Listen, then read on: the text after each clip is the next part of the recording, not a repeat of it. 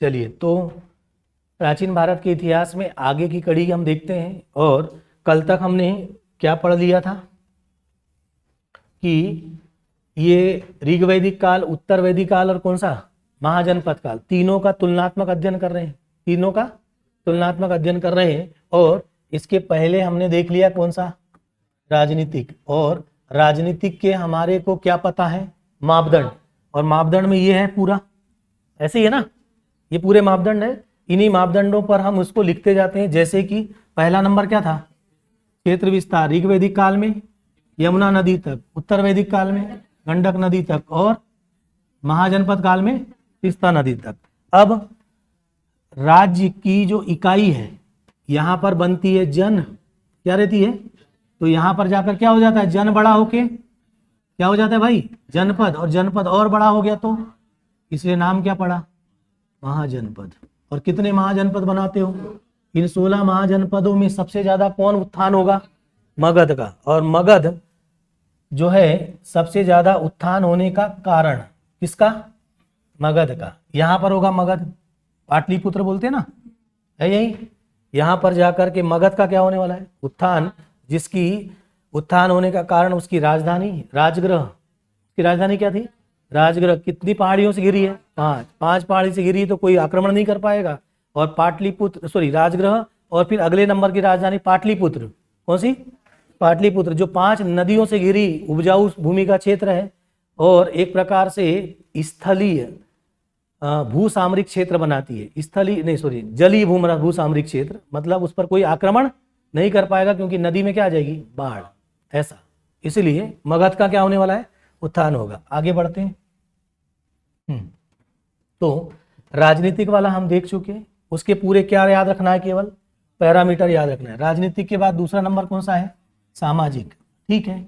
और ये सामाजिक वाला भी जो है ये सबसे ज्यादा महत्वपूर्ण है, क्योंकि इसी की आवश्यकता हमको आगे पढ़नी है कि ऋग वैदिक काल में समाज में कितने वर्ण थे, 4 वर्ण, 3 वर्ण, कितने वर्ण, ठीक है। तो सामाजिक वाला जो हिस्सा है दूसरे नंबर का, कौन सा, सामाजिक ना, दूसरा कौन सा है, सामाजिक। उसका थोड़ा सा रिवीजन एक बार कर लें। आर्थिक का, ये तो राजनीतिक का बस 2 याद रखो अब मुख्यतः, बाकी आगे देख लेंगे। कि राजनीतिक में यहाँ पर कैसी व्यवस्था थी भाई, कैसी, गणतंत्र, क्योंकि मुखिया कैसा, निर्वाचित। यहाँ पर क्या आया, राजतंत्र, यानी अब मुखिया का पद कैसा हो गया, वंशानुगत। और यहाँ पर निरंकुश राजतंत्र क्यों बोला, हाँ, क्योंकि वो जो है पिता को मार के राजा बन जाता था। किसको, तो पिता को अगर कोई मार दे तो वो आदमी कैसा है भाई, इसलिए नाम क्या पड़ा, निरंकुश राजतंत्र, ठीक है। ये पॉलिटी के पार्ट थे, इनको मैं हटा दे रहा हूं। ये याद रखना है सबको, कौन सा काल में क्या, ठीक है ना। आगे फिर और बातचीत करेंगे। चलो, राजनीतिक के बाद दूसरा क्या था, सामाजिक, है ना। और सामाजिक भी हमने आपको पूरा लिखा दिया है, किस, कौन सा, सामाजिक। थोड़ा सा परिचय ले लें। सामाजिक में ऋग वैदिक काल में पशुचारक लोग हैं, कैसे लोग, पशुचारक लोग, पशु चराते चराते आएंगे, है ना, क्या चराते हुए, पशु चराते हुए आएंगे। तो स्वाभाविक है कबीले में रहेंगे, झुंड में रहेंगे, कोई अभी उनका बहुत नियम कानून नहीं बन पाएगा। धीरे धीरे नियम कानून विकसित होता जाएगा, धीरे धीरे नियम कानून विकसित होगा। तो इन्होंने समाज में 3 वर्ण बनाए थे। कितने वर्ण थे, है ना, वर्ण कितने, 3 वर्ण। पहला राजन्य बोला, राजन्य मतलब पहला राजन्य, दूसरा, पहला ब्राह्मण था क्या, हाँ, पहला नंबर का ब्राह्मण, दूसरा नंबर राजन्य, और तीसरा नंबर सामान्य, सामान्य, ठीक है। कोई बता पाएगा क्या, इसको थोड़ा सा याद करो। ऋग वैदिक काल जिनने पढ़ दिया, उसमें हमने कहा था कि मुखिया का पद जो है वो वंशानुगत नहीं है, निर्वाचित है, याद है। और मुखिया को सहायता और सलाह देने के लिए सभा, समिति और विदत होता था, ठीक है। तो विदत यानी विद्वानों का, किसका, है ना। तो वो जो विदत लोग थे, जो विद्वान थे, उन्हीं को उन्होंने ब्राह्मण बोला था। क्या बोला था? फिर दूसरा क्या था? सभा। सभा में कौन लोग रहेंगे? बुजुर्ग। तो बुजुर्ग मतलब उनको उन्होंने अपने पद में थोड़ा महत्व दिया था, इसलिए उनको क्या नाम दिया? राजन जी। यानी ये किससे बना होगा? ये जो वर्ग बना ये किससे बना होगा? सभा से। किससे? सभा से। और तीसरा क्या था? सामान्य। सामान्य किसको बोलते हैं? आमजन। आमजन किसमें? समिति में, जिसमें महिलाएं भी रहेगी। इस प्रकार ये तीनों ने प्रतिनिधित्व कर दिया, ऐसे जोड़ दिया हमने। समाज में कितने वर्ण बने? 3। और ये तीनों वर्ण जो बने वो उनके कर्म के आधार पर बने। किसके आधार पर? जो काम करना है उसके आधार पर बना। जैसे कि एक व्यक्ति ज्ञान दे रहा है, ये देखो क्या दे रहा है? ज्ञान देने वाले को उन्होंने क्या बोल दिया? ठीक है ना? कुछ लीडरशिप का काम कर रहे हैं, मतलब समाज का नेतृत्व कर रहे हैं, बुजुर्ग लोग हैं, सब उनको महत्व देते हैं क्योंकि अनुभव है, तो उनको क्या बोला गया? राजन्य। और तीसरे वाले में सामान्य लोग रखा। ऐसे 3 वर्ण किसके आधार पर बने? कर्म के आधार पर। कर्म यानी क्या? पेशा। इस आधार पे बना था। कौन से काल में? ऋग्वैदिक काल में वर्ण कितने हो गए? 3 वर्ण। लेकिन जब कौन से काल में जाओगे? उत्तर वैदिक काल में जाते हैं तो वर्णों की संख्या कितनी हो जाती है? 4। अब यहां पर एक वर्ण बन गया ब्राह्मण वर्ण, दूसरा क्षत्रिय। क्योंकि यहां आते तक क्षत्रिय क्यों पैदा हुए? अब कोई बताएगा?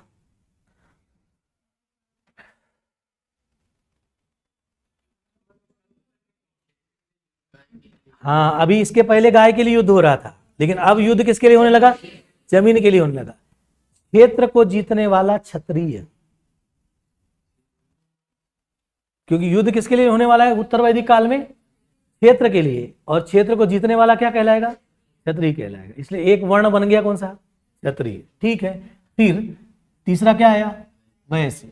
मतलब थोड़ा थोड़ा आप कृषि करने लग गए थे, स्थायी कृषि। क्या? तो कृषि में थोड़ा थोड़ा सरप्लस आएगा। सरप्लस मतलब अधिशेष बोलते हैं। उसका व्यापार होने लग जाएगा, इसलिए कौन सा वर्ग आएगा? व्यापार करने वाला एक वर्ग आएगा। और जो कुछ नहीं कर सकता तो उसको उन्होंने क्या कहा? शूद्र कहा। यार ये कोई काम का ही नहीं है, कोई काम का नहीं है, इसके उसको क्या बोल दिया? कोई काम का नहीं है। उसको हे दृष्टि से देखते हो आप, कोई काम का नहीं, निठल्ला है, ऐसे ही बोलते हो ना। तो धीरे धीरे वैसे निठल्लों का एक ग्रुप बनने लगा, जो कोई काम नहीं कर रहा था उनको क्या बोलने लगे? फिर वैसे लोगों को कहा कि अब तू कुछ नहीं करता तो कुछ ऐसा काम कर जो कुछ नहीं, जो सबसे खराब है। तो निम्न कोटि का व्यवसाय धीरे धीरे उनको दे दिए और एक वर्ण बन गया। ठीक है। किसका? शूद्रों का। ऐसा किसने बोला? ये 4 वर्ण बनाने वालों ने कहा। ठीक, समाज की व्यवस्था बना रहे हैं, सबको अपने अपने कर्म के आधार पर काम सौंपा गया था। लेकिन अब ये जो कर्म है, यहाँ आते आते तक यहाँ पर हमने कहा था कि मुखिया कैसा होता था? निर्वाचित। और यहाँ पर क्या होने लगा? वंशानुगत। जब यहाँ पर भी वंशानुगत समाज में आएगा तो कर्म जो है अब किस पर आधारित हो जाएगा? क्योंकि यहाँ पर मुखिया का पद वंशानुगत हुआ था ना, याद करो। तो अब आपका काम भी क्या हो जाएगा? वंशानुगत हो जाएगा। और जैसे ही वंशानुगत होगा तो वर्ण का आधार क्या बन जाएगा? जन्म। कुछ नहीं करना है, जो आपके पास कॉन्सेप्ट है उसी को क्या करते चलो, जोड़ते जाओगे, जोड़ते जाएंगे, सब चीजें वैसी बननी है। ठीक है। अब उत्तर वैदिक काल में ब्राह्मण, क्षत्रिय, वैश्य और क्या आ गए? शूद्र। 4 वर्ण हो जाएंगे। इन वर्णों में किसको श्रेष्ठ बना दिया जाएगा? ब्राह्मण को श्रेष्ठ बना दिया जाएगा। ठीक है। अभी मैं केवल वर्ण पर बात कर रहा हूं। और वर्ण का आधार, किसका आधार? वर्ण का आधार यहां पर क्या था भाई? पेशा। पेशा या कर्म, है ना। किसका आधार? वर्ण का आधार। वर्ण का आधार क्या है? पेशा है। पेशा यानी कर्म है। और यहां पर वर्ण का आधार अब क्या बन गया? जन्म बन गया। क्यों? क्योंकि यहां मुखिया पहले क्या हो रहा था? निर्वाचित। और यहां क्या हुआ? वंशानुगत। जन्म का कारण यहां क्या है? वंशानुगत होना। वंशानुगत होना। ओके। और यहां पर वंशानुगत नहीं बल्कि मुखिया कैसा हो रहा था? निर्वाचित होना। इसके कारण आप अपने, ध्यान से सुनो, आप अपने पेशे का निर्वाचन यानी चयन करना। प्रतिनिधि को चुनते हो ना आप, किसको चुनते हो? व्यक्ति ने इस समय पर अपनी क्षमता के अनुसार, अपनी क्षमता के अनुसार क्या किया था? चयन किया था। ऐसा भी कह सकते। किसका भाई? पेशा या कर्म का, अपनी क्षमता के अनुसार किया। अच्छी बात है, इसलिए सब लोग किसको अच्छा बोलते हैं? ऋग वैदिक काल को अच्छा बोलेंगे। क्यों? क्योंकि यहाँ पर मुखिया निर्वाचित हो रहा था, तो अब मैं वहां का थोड़ा जोड़ दे रहा हूं। कैसी व्यवस्था थी? गणतंत्र। मुखिया अगर क्या होता है? निर्वाचित होने को क्या बोलते हैं? गणतंत्र होना। और ये गणतंत्र यहाँ से जे समाप्त हुआ और क्या शुरू हुआ? निरंकुश राजतंत्र। वो निरंकुश राजतंत्र की भले चीजें बदलती गई, लेकिन 26 जनवरी 1950 को जाके वापिस क्या आया? गणतंत्र आया। इतने साल लग गए थे क्या लाने में? वापिस गणतंत्र को लाने के लिए। और उसी के लिए बार बार वो लोग बोलेंगे कि कौन अच्छा था। अगला, ये जो वर्ण बने हैं ये पेशा या कर्म के आधार पर बने हैं। चयन की स्वतंत्रता है, पेशा चयन की क्या है? स्वतंत्रता है। और पूरा का पूरा समाज यद्यपि इनको महत्व देता है, इनको, राजन्य का मतलब सभा को, सभा में कौन लोग हैं? बुजुर्ग लोग। इसी कारण से समाज जो है वो बन गया पितृसत्तात्मक। कैसा? एक तो सामूहिक परिवार होगा। कैसा परिवार? सामूहिक परिवार होगा। और सामूहिक परिवार में कैसा समाज परिवार बनेगा? पितृसत्तात्मक। क्योंकि किसको महत्व दे रहे हो आप? सभा को।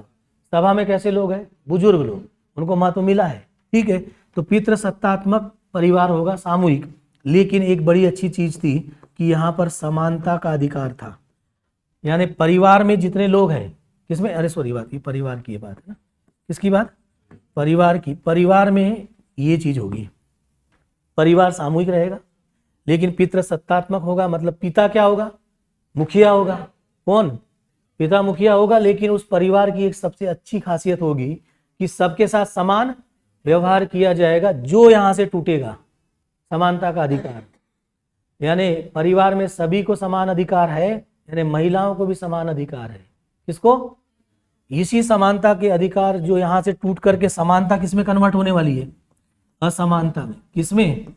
कौन से काल में भाई? उत्तर वैदिक काल में। और सामूहिक परिवार तो रहेगा। कैसा परिवार? सामूहिक परिवार तो यहां भी रहेगा, लेकिन यहां पर पितृसत्तात्मक भी रहेगा। कैसा? पितृसत्तात्मक। लेकिन जैसे ये पितृसत्तात्मक तो रहेगा, लेकिन किसका आ जाएगा? असमानता का सिद्धांत आ जाएगा। यानी इस असमानता में श्रेष्ठ कौन हो जाएगा? पुरुष श्रेष्ठता की मानसिकता आ जाएगी। किसकी मानसिकता? क्योंकि यही पुरुष श्रेष्ठता की मानसिकता क्यों आपके अंदर घर कर गई? क्योंकि यहां पर ब्राह्मण श्रेष्ठता आ गया था। समाज में कौन श्रेष्ठ? ब्राह्मण श्रेष्ठ। तो परिवार में कौन श्रेष्ठ? पुरुष श्रेष्ठ। और जैसे ही पुरुष श्रेष्ठ होगा तो किसकी स्थिति खराब होगी? महिलाओं की स्थिति खराब होने वाली है। महिलाओं की स्थिति खराब। और इसी महिलाओं की स्थिति को सुधारने का काम शंकराचार्य, गुरु नानक, कबीर मध्यकाल में प्रयास करेंगे। लेकिन आगे चलकर राजा राम मोहन राय इसकी का बीड़ा उठाएंगे। नाम सुना है किसका? और राजा राम मोहन राय कहेंगे कि ये जो महिलाएं हैं, ये इनको पुरुष ने क्या बनाया? अपने आप को श्रेष्ठ, और इनको क्या बोला? निम्न। किसको? महिलाओं को, है ना। महिलाओं को क्या मान लिया? निम्न मान लिया। और इनकी स्थिति लगातार खराब होती जाएगी। किसकी? महिलाओं की। आगे जाएंगे तो गुप्त काल आते आते तक ये देवदासियां बन जाएगी।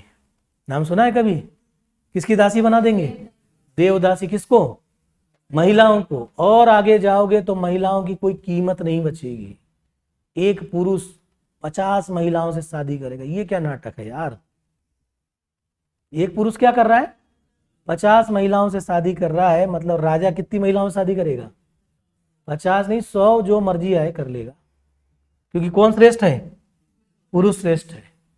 और महिलाएं क्या है? तुच्छ है। जबकि दोनों को देखें तो दोनों मानव है। और फिर इसीलिए हमने अपने पॉलिटी में कहा था कि मानव को क्या देना है? गरिमा देना है, महिलाओं को भी गरिमा देना है। तो राजा राम मोहन राय इस काम की शुरुआत करेंगे और महिलाओं की क्या शुरू करेंगे? मुक्ति का काम। पहले महिलाओं को क्या करेंगे? मुक्त करेंगे, यानी वो एक प्रकार से घर की चार दीवारी में क्या हो गई है, कैद हो गई है, बुरके में कैद हो गई है। कौन? उनको पहले क्या करना पड़ेगा, मुक्ति करना पड़ेगा, फिर महिलाओं का क्या करना पड़ेगा, उत्थान, फिर उसके बाद में सशक्तिकरण। नाम सुना है महिला सशक्तिकरण? फिर सशक्तिकरण आएगा। और आज मोदी जी कहते हैं महिलाओं के नेतृत्व में विकास। तो महिला मुक्ति का आंदोलन कब से शुरू हुआ है? पहले मुक्ति, फिर क्या होता है, उसका अगला चरण क्या होता है, और फिर सशक्तिकरण के बाद क्या होता है। ऐसे चलेगी कहानी। कहाँ से खराब स्थिति आ गई? उत्तर वैदिक काल में क्या खराब हुआ? पुरुष की क्या आ गई, श्रेष्ठता, पुरुष श्रेष्ठता आ गई। उस पुरुष श्रेष्ठता के चलते परिवार जो है उसमें क्या आ गई, समानता की असमानता। यहाँ क्या चल रहा था, इसलिए क्या बोलेंगे सब लोग, राजा राम मोहन राय क्या कहेंगे कि हमारा समाज कौन से काल में, ऋग्वैदिक काल में कैसा था, अच्छा था। क्यों? क्योंकि परिवार में समानता थी। समाज में वर्ण व्यवस्था तो थी, लेकिन वो किस पर आधारित थी, कर्म पर। जिसने जो कर्म किया, जो काम पेशा अपनाया, वो बन गया। ऐसा होना चाहिए था। और उसके क्या है यहाँ पर, चयन की स्वतंत्रता। किसको चयन करने की? पेशा को। आप अपनी क्षमता के अनुसार पेशे का चयन करें। किसका चयन करें? पेशे का या कर्म का चयन करेंगे, ठीक है। ये बाद में जाकर के क्या हो गया, वंशानुगत यहां भी हो गया था। मुखिया का पद वंशानुगत जैसे ही हुआ, समाज का ढांचा ही टूट गया, समाज का ढांचा टूट गया। और जो बुद्धिमान व्यक्ति था उसने कहा कि हम श्रेष्ठ। कौन श्रेष्ठ? तो जो कमजोर था परिवार में, उसमें जो शक्तिशाली था कौन, पुरुष, वो श्रेष्ठ हो गया। उस समय पुरुष श्रेष्ठ क्यों बना?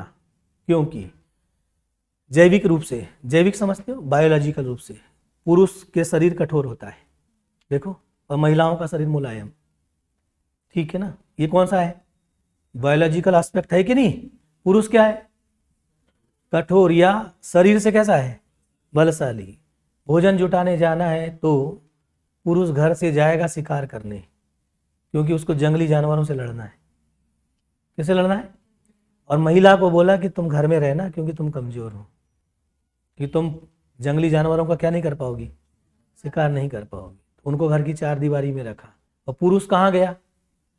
भोजन की तलाश में, आखेटक की भूमिका में। आखेटक समझते हो? आखेटक यानी क्या होता है, शिकार करने वाले की भूमिका में गया और भोजन जुटा के लाया और महिला को घर में लाकर खिलाया। फिर जो बच्चे थे उनको खिलाया। तो महिलाएं वहां से कहाँ चले गई, घर के अंदर, और वो पुरुष कहाँ चला गया, बाहर। ये सब हुआ कैसे? केवल शरीर की संरचना के कारण, बायोलॉजिकल स्ट्रक्चर से, ठीक है। इसको बोलते हैं जैविक असमानता। क्या बोलते हैं? कुछ समझ में आया? जैविक असमानता मतलब शरीर से असमान। ये जैविक असमानता तक मैं मानता हूं कि दोनों में भिन्नता है, लेकिन इस जैविक असमानता ने आगे चल करके लैंगिक असमानता बना दी। लिंग के आधार पर पुरुष और महिला, ठीक है। जो जैविक रूप से थोड़ा मजबूत था उसने अपने आप को क्या बोलना शुरू कर दिया, क्यों क्यों बोला श्रेष्ठ? क्योंकि मैं भोजन ला रहा हूं जुटा के। तो यहां से कहानी बिगड़ी, तो बिगड़ती ही चली गई और हजारों वर्ष इसमें चले गए, हजारों वर्ष, ठीक है। युद्ध लड़ने जाएगा तो कौन जाएगा? क्षत्रिय जाएगा तो पुरुष जाएगा कि महिला? पुरुष जाएगा। वो तो रजिया को धन्यवाद देना चाहिए। किसको? कि पहली बार तलवार लेकर के कोई महिला बाहर निकली। कौन? रजिया निकली ना, ठीक है। तो पुरुष श्रेष्ठता क्यों आई पता चला, बायोलॉजिकली स्ट्रक्चर के कारण। और धीरे धीरे फिर ये स्ट्रक्चर जो पुरुष की श्रेष्ठता का है वो कब टूटेगा? मुक्ति से टूटेगा? बिल्कुल नहीं। महिला को बाहर निकाल रहे हो, मुक्त कर रहे हो। उत्थान से टूटेगा? बिल्कुल नहीं।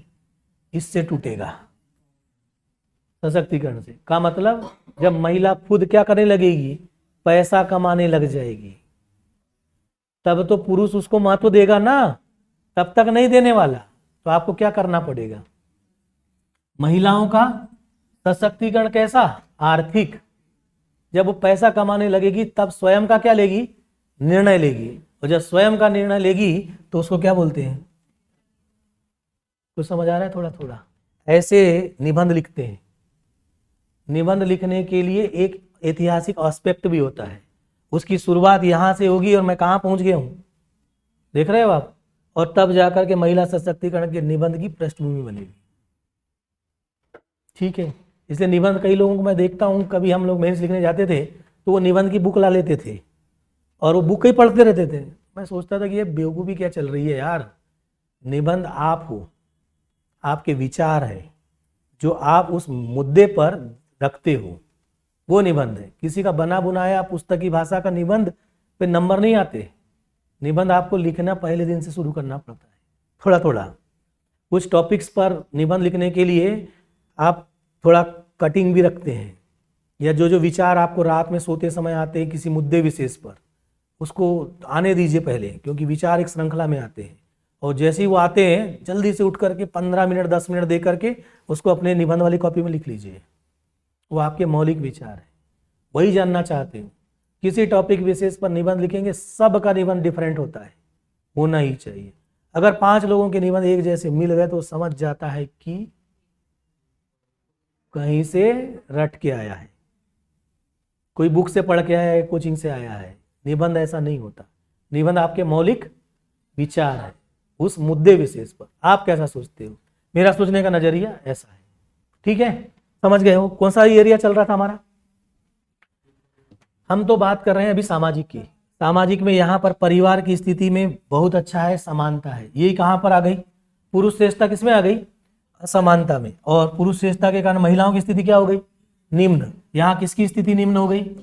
शूद्रों की। तो इसी को सुधारने के लिए और पुरुष श्रेष्ठता को तोड़ने के लिए कौन से काल में? महाजनपद काल में जैन और बौद्ध दो धर्म आ जाएंगे, और दोनों का काम एक तरफ किसको तोड़ना है? ब्राह्मण श्रेष्ठता को तोड़ना है। किन की स्थिति सुधारना है? शूद्रों की और वैश्य की स्थिति सुधारना है। यानी समाज में जो यहाँ क्या आ चुकी है भाई? असमानता। इसको किस में कन्वर्ट करना है? समानता में कन्वर्ट करने का काम करेंगे वो।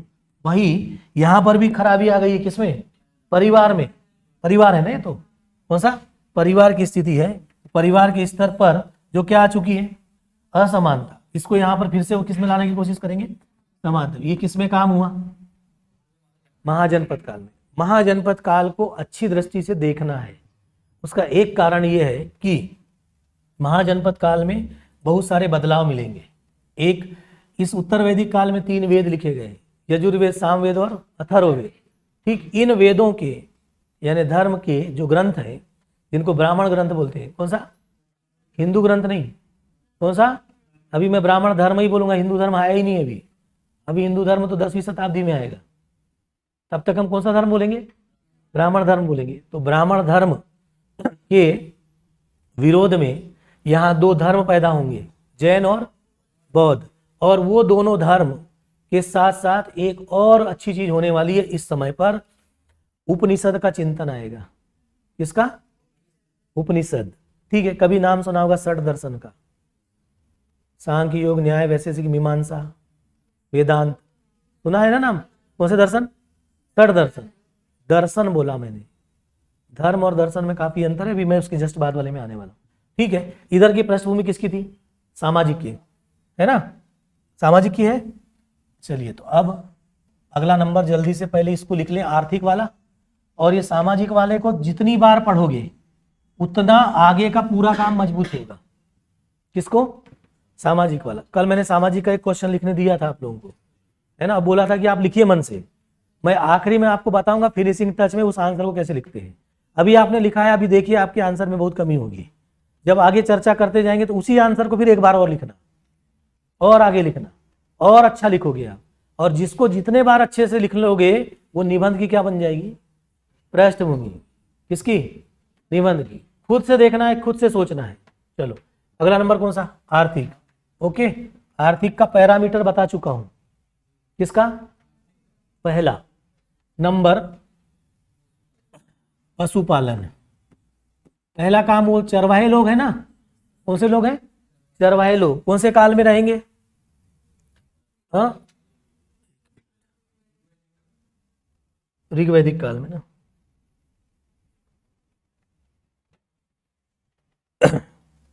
चलो, ऋग्वैदिक काल पहला है हमारा, इसको हम मापदंड बनाते हैं हमेशा, है ना, इसको ऋग वैदिक काल, ठीक है। और लिख कौन सा रहे भाई, आर्थिक। आर्थिक क्रिया में सबसे पहला नंबर क्या होता है, पशुपालन, तो पशुपालन, ठीक है, ठीक। ऋग वैदिक काल में पशुचारक लोग हैं, तो इनका ये पशुपालन का काम प्राथमिक होता है। कौन से काल में, वो पशुपालन ही करेंगे, पशुओं को पालना है, गाय चराना है, गायों के लिए युद्ध करना है, जिसको दशरथ के युद्ध बोले। कौन सा युद्ध, कृषि होती नहीं थी, कौन सी, कृषि। तो हम कहेंगे कि कृषि अगर थोड़ी बहुत शुरुआत हुई होगी बाद में, तो कृषि उनका सेकेंडरी व्यवसाय। सेकेंडरी व्यवसाय मतलब द्वितीयक व्यवसाय। किस समय, ऋग वैदिक काल में कृषि कैसा काम है, द्वितीयक काम है। अब अगर कृषि नहीं हो रहा है तो स्वाभाविक है कि थोड़ी बहुत शुरुआत होगी, तो कृषि में पैदा क्या होता है, अधिशेष, कृषि अधिशेष, ओके। फिर कृषि अधिशेष नहीं है तो चौथा नंबर, कृषि अधिशेष का क्या करोगे, व्यापार, ठीक है, तो व्यापार से आगे काम होगा। फिर लघु एवं कुटीर उद्योग, लघु एवं कुटीर उद्योग, कुटीर उद्योग आ जाएंगे, आ जाएंगे, ओके। व्यापार और उद्योग से एक नई व्यवस्था शुरू हो जाएगी, मुद्रा व्यवस्था। कौन सी, मुद्रा व्यवस्था शुरू हो जाएगी। और जब किसी के पास बहुत ज्यादा मुद्रा आ जाएगी और वो व्यापार करेगा, तो सारे व्यापारी कहाँ रहेंगे, नगर में, तो ये क्या आ जाएगा, नगरीकरण। इतने मापदंड है हमारे पास। ये मापदंड पहले तो रटे होना चाहिए, होना चाहिए ना, ठीक, मापदंड रटे रहेंगे। जैसे अभी हमने किसके मापदंड रट लिए, राजनीतिक के, सामाजिक के। अच्छा, सामाजिक के मापदंड, हाँ जी आप बताओ, याद होना चाहिए, कोई दिक्कत नहीं। हाँ, क्या क्या लिखते हैं सामाजिक में, पहला परिवार, परिवार के बाद समाज या समाज की व्यवस्था, तीसरा विवाह, चलो ठीक है विवाह करा लो, फिर महिलाओं की स्थिति, शूद्रों की स्थिति, रहन सहन, वेशभूषा, खान पान, रीति रिवाज आदि सब उसमें। उसके बाद मनोरंजन के साधन, बस इतने पर लिखना है ना। अब समाज की व्यवस्था पर सबसे ज्यादा फोकस करना, दो ही चीज को फोकस करना है, अच्छे से बोले तो, एक करना है परिवार को, दूसरे करना है समाज की व्यवस्था को, ठीक है, उसमें विवाह शामिल हो जाएगा समाज की व्यवस्था में, कौन सा। और फिर दो की स्थिति देखना है, किसकी, ऊपर में शूद्रों की और नीचे में महिलाओं।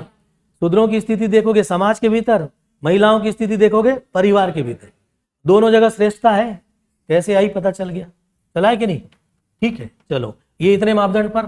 ऋग वैदिक काल के बाद अगला उत्तर वैदिक काल, ठीक है, आएगा। पहले ऋग वैदिक काल में पशुपालन प्राथमिक था, यहां पर द्वितीयक हो जाएगा। किस समय, उत्तर वैदिक काल में द्वितीयक हो जाएगा ना, ठीक है। और कौन सा काल अगला, महाजनपद काल। महाजनपद, ये चार्ट बना रहे हो ना आप लोग जी। महाजनपद काल में पहला पशुपालन में प्राथमिक है, ऋग वैदिक काल में। उत्तर वैदिक काल में द्वितीयक। द्वितीयक का मतलब है कि पहला काम कृषि का करेंगे, बाद में कुछ पशु भी पाल लेंगे, और वो काम आज तक चल रहा है। आप देखेंगे गांव में तो लोग पहले काम क्या करते हैं, कृषि करने का, दूसरा काम क्या है, पशुपालन का। वो उस समय से चलना शुरू हुआ, कब से, उत्तर वैदिक काल से, क्योंकि उत्तर वैदिक काल में पशुपालन द्वितीयक हो गया और कृषि क्या हो गया, प्राथमिक हो गया। कृषि प्राथमिक हो जाएगा। अब वो काम जो है वो पूरे समय तक चलता रहेगा। तो महाजनपद में भी यही होगा कि पशुपालन क्या द्वितीयक और प्राथमिक क्या हो जाएगा, कृषि प्राथमिक। अब ये पूरा चलेगा, अब इसको बार बार लिखने की जरूरत नहीं, आपको याद रखना है, सही है। चलिए, इस समय कृषि जो है द्वितीयक व्यवसाय था, यहां पर प्राथमिक व्यवसाय, वहां भी प्राथमिक व्यवसाय। किस काल में, उत्तर वैदिक काल, ठीक है। अब कृषि यहां पर प्राथमिक व्यवसाय तो है, लेकिन यहां पर प्राथमिक के साथ साथ विकसित कृषि होगी। कैसी कृषि, क्यों, है ना, विकसित कृषि क्यों, ठीक है। तो हमारे को ये बात पता है ऑलरेडी। यहां देखो, ये काल कौन सा था, ऋग्वैदिक काल। यहां तो वो कैसे लोग हैं, पशुचारक, कृषि करना भी सीखे ही नहीं है। लेकिन यहां पर आते आते तक कौन से काल, उत्तर वैदिक काल आते तक कौन सी नदी तक पहुंच गए वो, गंडक नदी तक। यहाँ पर किसकी खोज हो गई? लोहे की खोज हुई। तो 500 साल तो उस लोहे की खोज हुई, उससे उन्होंने केवल जंगल काटने में लगे। यहाँ पर क्या है? जंगल है। यहाँ पर जंगल नहीं है तुलनात्मक रूप से, यहाँ पर घास है। यहाँ पर जंगल है लेकिन बहुत ज्यादा घने जंगल नहीं है। यहाँ जाओगे तो और घने जंगल। क्यों? क्योंकि यहाँ से चलते हैं इधर से तो वर्षा क्या होती जाती है? बढ़ती जाती है। यहाँ वर्षा ज्यादा हो रही इसलिए घने जंगल, यहाँ थोड़ी कम वर्षा होगी तो कम घने जंगल, और यहाँ पर बहुत कम वर्षा हो रही है इसलिए घास रहेगी। क्या रहेगी? तो ये पशुचालन का काम होगा, लेकिन इतनी ही जगह पर काम नहीं हो सकता। तो आपके दिमाग में ये बात आना चाहिए कि उनको नीचे चले जाना चाहिए था, इधर क्यों बढ़ रहे हैं? अरे ये मरुस्थल है भैया, थार का। कौन सा मरुस्थल है? तो मरुस्थल में जाएंगे तो ना घास मिलनी है ना कुछ मिलना है। कुछ समझ आई बात? तो मैप पर पकड़ रहेगी इसलिए वो यहां से इधर बढ़े, न कि इधर। इधर क्यों नहीं बढ़ रहे? क्योंकि आपके दिमाग में तो बात आना चाहिए कि वो पशु चरा रहे हैं घास के मैदान में, अगले एरिया में कन्वर्ट होना है, तो उनको तो इधर बढ़ने की बजाय इधर भी बढ़ सकते थे। वो इधर क्यों नहीं बढ़े? क्या था? यहाँ थार का मरुस्थल था। ठीक है, और मरुस्थल को क्रॉस करते तो इधर आगे और दलदल मिलने वाला था। कच्छ का रण क्या है? पूरा दलदली हिस्सा है, इसलिए वो अभी इधर नहीं बढ़ेंगे। क्या करेंगे? लोहे की खोज होगी, और लोहे की खोज से क्या करेंगे? यहाँ पर जंगल काटना शुरू करेंगे कुल्हाड़ी बनाकर एक, और तलवार बना करके अब युद्ध करना शुरू करेंगे कि इतना एरिया मेरा, क्योंकि लोहे से क्या बनेगा अब? तलवारें। इसलिए युद्ध अब किसके लिए चल रहा था? पहले गाय के लिए। यहाँ तो युद्ध गाय के लिए हो रहा था, अब किसके लिए होगा? क्षेत्र के लिए युद्ध शुरू हो जाएगा। और क्षेत्र को जीतने वाला क्या कहलाएगा? क्षत्रिय। अभी तो बोला था आपने, क्षेत्र जीतने वाला क्षत्रिय कहलाएगा। और जो क्षत्रिय होगा तो क्षेत्र जीतने वाला होगा तो वो साहसी होगा। कैसा होगा? साहसी होगा। तो क्षत्रिय वर्ग का व्यक्ति कैसा हो जाएगा? साहसी हो जाएगा। और जो कमजोर रहेगा वो बोलेगा यार अपने को साहस ज्यादा नहीं दिखाना है, थोड़ा बेच बाच के काम चलाना है। तो एक नया वर्ग पैदा होगा, कौन? वैश्य। और उसको क्या काम करेगा वो? व्यापार का। तो व्यापार का काम हो जाएगा। ठीक है, मुद्दा ये था कि यहाँ तो कृषि शुरुआत हुई है, यहाँ पर कृषि की शुरुआत हुई, लेकिन यहाँ तक जाते जाते तक कृषि विकसित हो जाएगी। विकसित होने के दो कारण, एक तो बहुत सारी नदी का यहाँ पर भाबर, तराई, बांगर, खादर पढ़ा है ज्योग्राफी में। क्या चीज? भाबर, तराई, बांगर और खादर। खादर मिट्टी अच्छी होती कहते हो आप लोग, कौन सी मिट्टी? तो यहाँ आके जमा होने वाली खादर। तो यहाँ पर कृषि कैसी हो जाएगी? विकसित। अब जब कृषि विकसित होगी तो पेट पालने के अलावा बचने लगेगी। तो अब आपका ज्योग्राफी काम आ रहा है कि नहीं? यहाँ कौन सी मृदा है? खादर मृदा। जलोढ़ का प्रकार है ना, भाबर और खादर, सॉरी बांगर और खादर। खादर मिट्टी यहाँ पर मिलेगी। एक मिट्टी तो अच्छी है लेकिन वर्षा भी तो होना चाहिए। क्या होना चाहिए? तो तुलनात्मक रूप से इधर से जाओगे तो यहाँ वर्षा अधिक, यहाँ जाते तक कम, और यहाँ जाते तक बहुत कम। अच्छी कृषि कहाँ होगी? यहाँ पर हो जाएगी। तो कृषि कैसा हो गई? विकसित। तो कृषि विकसित हुआ तो अब युद्ध किसके लिए करोगे? तो क्षेत्र कौन सा जीतना चाहोगे? जो उपजाऊ वाला। यानी पूरे प्राचीन काल और मध्य काल में दिमाग में एक ही बात लाना है, युद्ध केवल होगा उपजाऊ मैदान के लिए। कौन से मैदान के लिए? और उसको बोलते हैं नदी का दोआब। नदी का दोआब मतलब दो नदी के बीच का जो एरिया होता है वो सबसे ज्यादा उपजाऊ होता है, क्योंकि दोनों तरफ की कौन सी मृदा आएगी? खादर मृदा। अरे जलोढ़ का प्रकार खादर है ना, उसमें उपजाऊ है। तो बिना क्या डाले? रासायनिक उर्वरक डाले क्या होगी? बीज डालो फसल, बीज डालो। और वो एरिया में क्या होना चाहिए? साथ में वर्षा भी ठीक ठाक होना चाहिए। तो उत्तर भारत में युद्ध होगा इन एरिया को जीतने के लिए, ये पहाड़ जीतने के लिए। ये तो यहाँ क्या है भाई? प्रायद्वीपीय पठार है, यहाँ तो जंगल भारी होंगे और उपजाऊ मृदा नहीं है, तो यहाँ कौन लड़ने आएगा? तो यहाँ बोलेंगे कि ट्राइब्स को रह लेना आप। किसको? जनजाति को। लेकिन इस पूरे प्रायद्वीपीय पठार में एक क्षेत्र जो सबसे ज्यादा महत्वपूर्ण होगा वो होगा मालवा का पठार।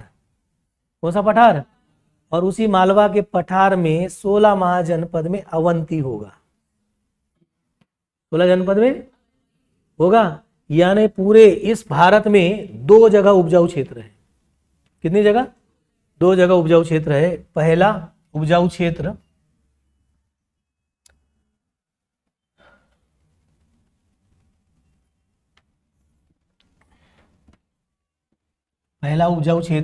यहां, ये दिख रहा है पूरा, ये वाला हिस्सा, ये इतना बोल दें, ये कैसा क्षेत्र है? उपजाऊ क्षेत्र। इसमें 16 महाजनपद होंगे। कितने?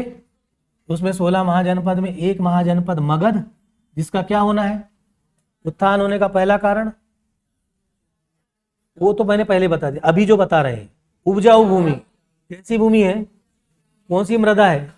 साधारण मृदा। और साथ में क्या हो रही है? वर्षा भी अच्छी हो रही है, तो उपजाऊ कृषि होगी, फसल खूब होगी, तो कृषि का क्या पैदा होगा? अधिशेष पैदा होगा। तो यहाँ का जो राजा है, जो भी, वो क्या करेगा कि वो जो बचा हुआ अनाज है उससे कुछ सैनिक रख लेगा। स्वाभाविक है ना, मेरे पास में अनाज बचा है तो मैं बोलूंगा अरे आ जाओ, आप भी खाओ पियो और साथ में मेरे को युद्ध लड़ने लगो। सेना कैसे होगी? बड़ी। धीरे धीरे यहाँ का मगध का राजा बड़ी सेना रख के धीरे धीरे क्या करेगा? पूरा क्षेत्र जीतते जाएगा और अंत में पहुंच जाएगा यहां तक। कहां तक? इस जगह तक जीतते हुए वापस जाएगा, सारे 16 जनपद को जीतेगा, महाजनपद को। और फिर इधर से सिकंदर आएगा। सुकरात के शिष्य का नाम प्लेटो, प्लेटो के शिष्य का नाम, और अरस्तु का शिष्य का नाम सिकंदर। और फिर लड़ेंगे दोनों यहाँ युद्ध। मगध का राजा चला इधर। कहाँ का राजा? घनानंद, नाम सुना कभी? कौन? और इधर से कौन आएगा? अरस्तु का शिष्य सिकंदर। तो उधर सुकरात, प्लेटो और अरस्तु को पढ़ लेना चाहिए। किसको? सुकरात, प्लेटो और अरस्तु को, तब तो सिकंदर को भेजोगे। और इधर किसको पढ़ने लेना चाहिए? जैन और बौद्ध को, तब इधर से आगे बढ़ोगे। यहां पर विकास हुआ किसका? मगध का। और मगध के आसपास ही राजगृह, पाटलिपुत्र, कौन सा? वैशाली, नाम सुना है कि नहीं? सारनाथ, उनके चारों तरफ के पूरे क्षेत्रों को मैप पर देख लेना चाहिए। फिर लिच्छवी वंश आगे देखते रहेंगे। आपका पूरा ध्यान यहीं रहना चाहिए। मैप पकड़ो, मैप में आज भी राजगृह मिलेगा, पाटलिपुत्र नहीं मिलेगा तो पटना मिलेगा, उसके ऊपर जाओगे तो वैशाली मिलेगा, ध्यान से देखोगे तो मिल जाएगा सब। और उत्तर प्रदेश की बॉर्डर पर गंडक नदी के पश्चिम में, गंडक नदी तो नहीं भूलोगे? कौन सी नदी? गंडक नदी तो नहीं भूलोगे ना भाई, वो तो बिहार और यूपी की सीमा। मैं 50 बार बोल चुका, थोड़ा फ्रस्ट्रेशन आ गया मेरे को भी, वो गंडक बोल बोल के। आपको याद करना नहीं पड़ता है, हम याद करवा देते हैं। कौन सी नदी? गंडक नदी के बिल्कुल पश्चिम में सारनाथ होगा, जहां पर बुद्ध अपना प्रथम उपदेश देगा। और उसको क्या बोलेंगे? धर्म चक्र परिवर्तन। और जब वो घर से बाहर निकलेंगे तो उसको बोलेंगे महाभिनिष्क्रमण, कहेंगे ना। वो आप अपना तथ्य याद रखिए, मैं आपके साथ कॉन्सेप्ट जोड़ दूंगा। लेकिन मैं जब यहाँ पढ़ूंगा जैन और बौद्ध को, तो पहले उनके स्थल देखूंगा और धीरे धीरे उनको एक जगह से दूसरी जगह ले जाऊंगा। तो आप स्थल के साथ कनेक्शन लगाओगे। लोगों ने आपको जरूर बताया कि सारनाथ में उन्होंने ये लिया था। आप पहले देखो तो कि सारनाथ है कहाँ, क्या चीज, और वैशाली है कहाँ जहां पर उनका जन्म हुआ, लुम्बिनी है कहाँ, वो देखना चाहिए। आप किस पर देखना चाहिए? मैप पर। एक बार देखोगे यहाँ बैठ जाएगा, उसके बाद फिर आपको दिक्कत नहीं जाएगी। ठीक है, चलिए। अभी तो हमारा मुद्दा क्या चल रहा था? आर्थिक। और क्या पैदा कर रहे थे आप? कृषि का सरप्लस। सबसे ज्यादा कहां पैदा हुआ? महाजनपद काल में। क्यों पैदा हुआ? पता चल गया। अब वो अगर मान लो कि सरप्लस है कृषि का, तो 2 काम होने वाला है। एक तरफ वो सेना रख लेगा, एक तरफ क्या रखेगा, और दूसरी तरफ वो कृषि अधिशेष को बेचेंगे, तो व्यापार बढ़ेगा और नगर बस जाएगा। तो पाटलिपुत्र जैसा गांव धीरे से नगर में कन्वर्ट हो जाएगा, जो आज वर्तमान में पटना कहलाएगा। नगर नंबर 1 आया कि 2? नगरीकरण नंबर सेकंड, क्योंकि पहला नगरीकरण कब हुआ? हड़प्पा में हो गया था, ये दूसरा नगरीकरण आएगा। ठीक है, समझ गए हो?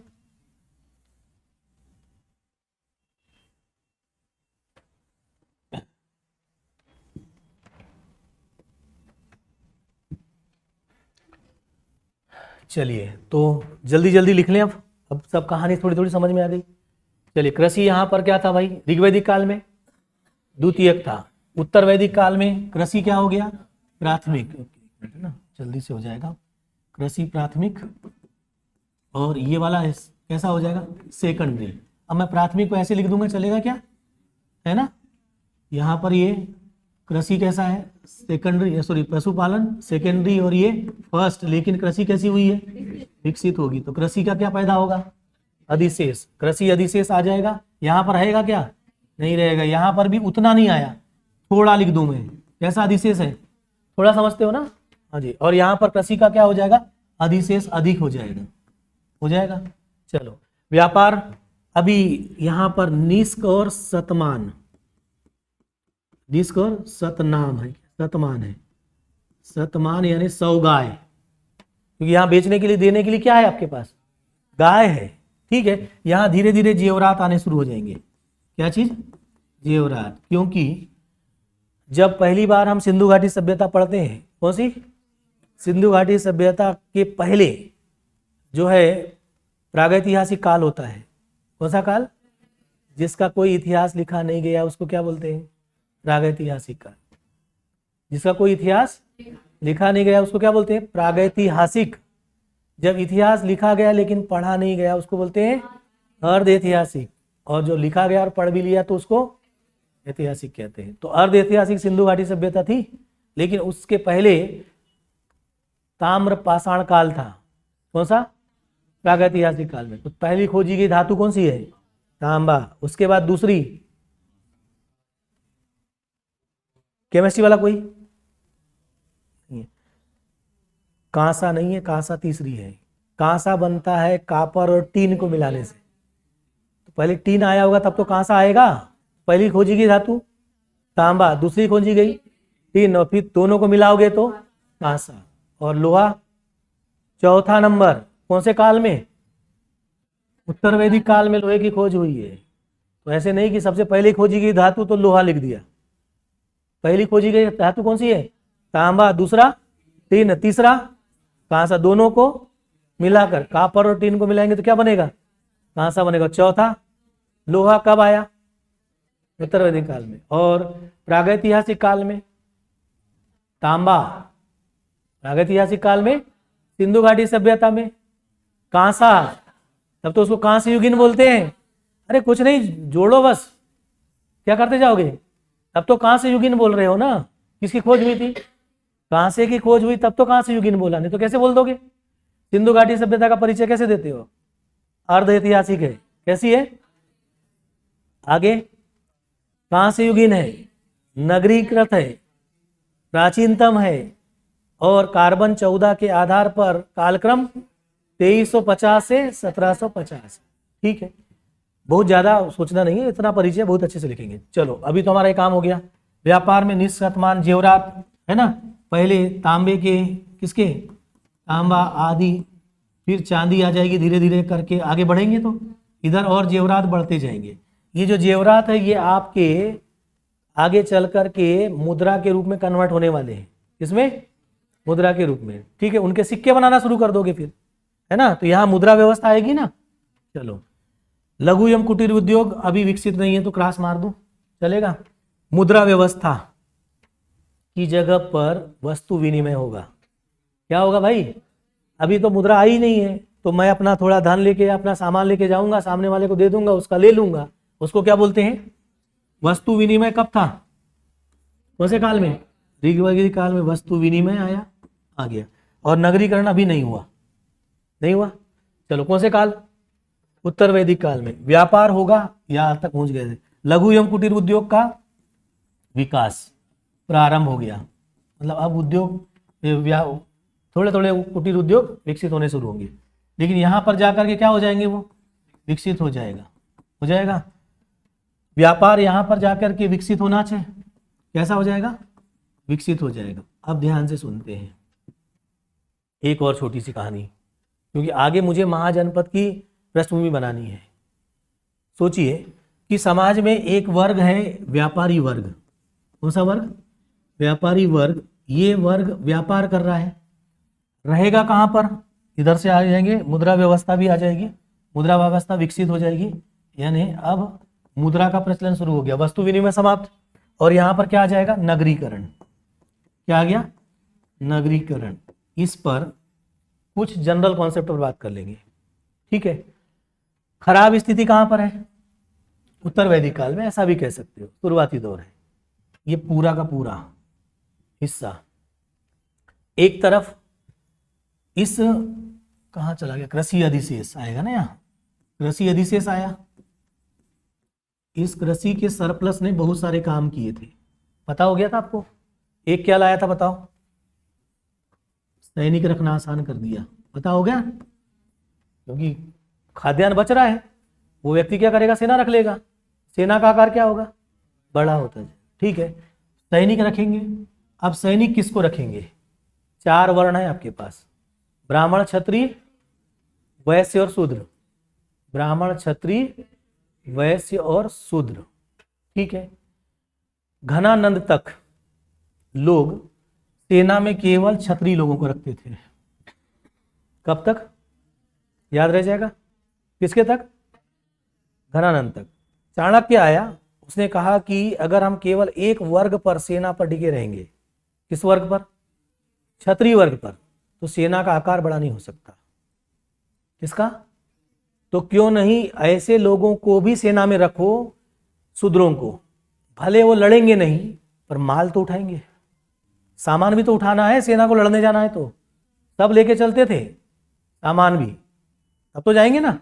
कभी आप कोई फिल्म देखिए, वो एक पानीपत के 3rd युद्ध पर बनी है, 3रे युद्ध पर है ना, तो उसमें आप देखेंगे तो सेना में बहुत सारे लोग भी दिखेंगे जो अपना सामान उठा के चलने लगते हैं, सेना में वो भी लोग होंगे।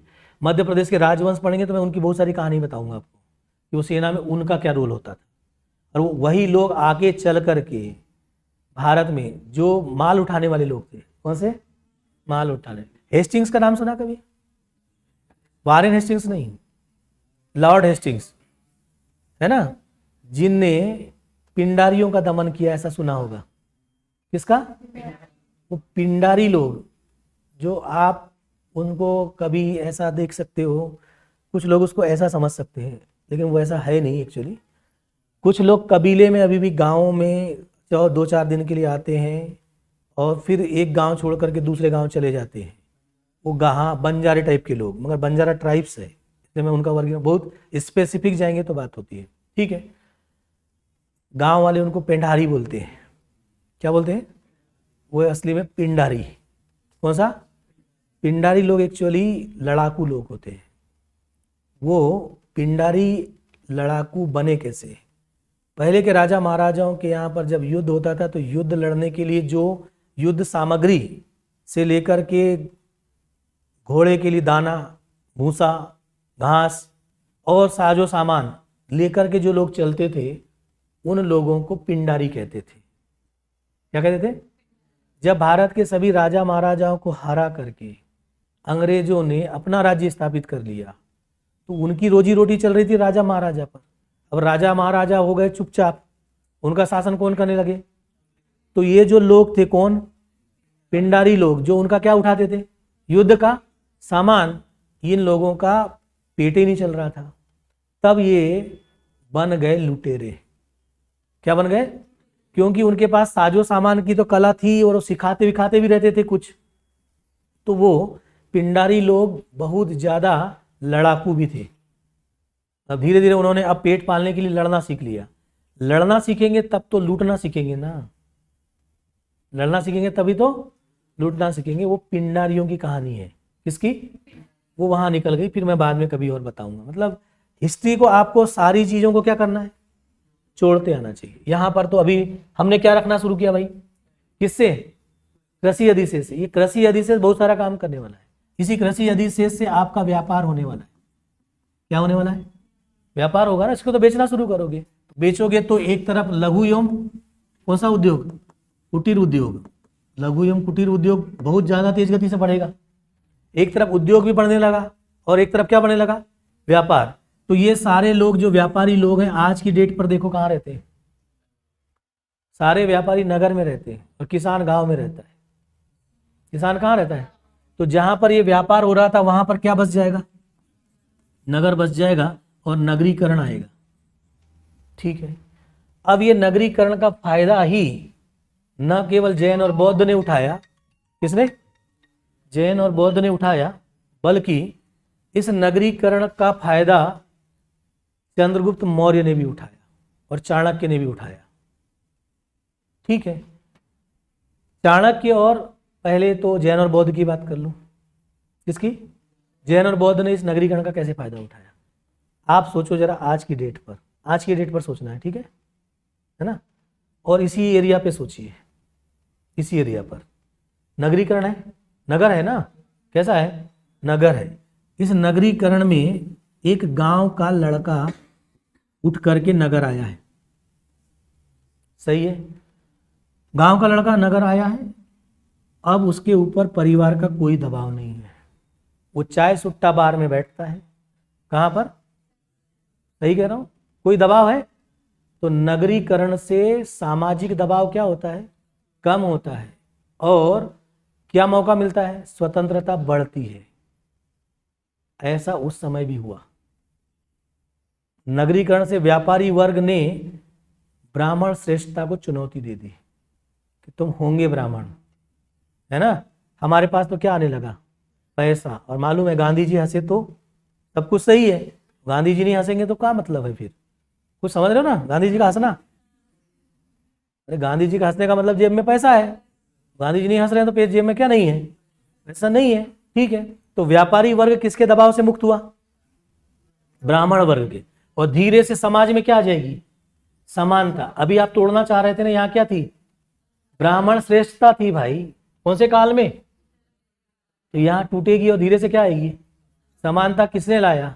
व्यापार ने, क्योंकि व्यापारी कहाँ रहेगा? नगर में रहेगा। ठीक है, और किसान कहाँ रहेगा? गांव में। तो ब्राह्मण लोग अपना वर्चस्व दिखाएंगे गांव में, व्यापारी के पास नहीं। इसलिए धीरे से क्या आ जाएगी? समाज में समानता आएगी। कहां पर? महाजनपद का पहला। ठीक, तो समाज में थोड़ी समानता आने लग गई, थोड़ा सा मुक्त बातें सोचने लगे, नगर बसने लगा। जैसे कि अभी मैंने बताया, गांव से उठ करके लड़का आ रहा है, साथ में लड़की भी आ रही है। आ रही है, यहाँ पर ना तो कोई देख रहा है, ना कोई जान रहा है, ना कोई जानना चाहता है। लड़का पिए तो पिए, अब लड़की भी पीने लग जाए। बात समझ रहे हो? क्या हुआ? ये सामाजिक दबाव का घटना। तो शहर, गांव से जब शहर में आते, गांव में अगर लड़की लड़के के साथ खड़े हो जाए तो गांव भर हल्ला हो जाएगा। गांव भर क्या हो जाएगा? हल्ला हो जाएगा। और यहां पर तो खड़े होने की तो बात दूर है, क्या हो रहा है पता है ना आपको? चाय सुट्टा बार हो रहा है कि नहीं? तो अब आप समझिए, ये मैं ये नहीं कह रहा हूं, मैं इसका विरोधी भी नहीं हूं, ये तो आधुनिकीकरण है, जिसको जो पसंद है करे, हम कौन रोक रहे हैं? क्योंकि मानव को क्या दे दी हमने? नहीं, गरिमा दे दी है भाई, संविधान ने क्या दिया है। अब वो अपने गरिमा का कैसा उपयोग कर रहे हैं वो जाने, हमको उससे मतलब नहीं है ना, और हम किसी का विरोधी भी नहीं है। लेकिन आधुनिकीकरण अच्छा है क्योंकि वो तर्कों पर चलता है, वैज्ञानिक चिंतन पर चलता है। लेकिन पश्चिमीकरण खराब है, मैं उसका विरोधी हूं। अब उन दोनों में देख लेना, वो आधुनिकीकरण है कि पश्चिमीकरण, वो आपका तर्कसंगत होना चाहिए। ठीक है, चलो तो कहां पर पहुंच रहे थे? नगरीकरण। मैं इस नगरीकरण का क्या बताना चाह रहा हूं? आज के नगरीकरण के साथ उसको जोड़ के बता रहा हूं कि नगरीकरण से सामाजिक दबाव क्या होता है? कम होता है ना? और जो असमानता है वो थोड़ी थोड़ी क्या होती है? कम होती है, समानता आने लगती है, आती है। इसका फायदा एक तो यहां मिल गया, उस समय जैन और बौद्ध ने इसी का फायदा उठाया कि सबसे ज्यादा वैश्य वर्ग के लोगों को जोड़ा। और आज देखना, जैन धर्म के जितने लोग होंगे वो व्यापारी होंगे। अच्छे से सोचो, कभी सोचा इस पर? नहीं सोचा, कभी सोचिए। ठीक है, मतलब गहराई बहुत है, जितने जाओगे उतने डूबोगे, जितने बार सोचोगे। लेकिन सोचना है, क्या करना है? फिर बात आपको यह भी सोचना है कि जैन ने उनको एक सिद्धांत दिया कि अहिंसा पे चलना। किस पे? किसी जैन धर्म वाले की किसी भी शॉप में जाइए, कभी भी ऊंची आवाज में बात नहीं करेगा, देख लेना किसी जैन को, पोलाइट बात करेंगे।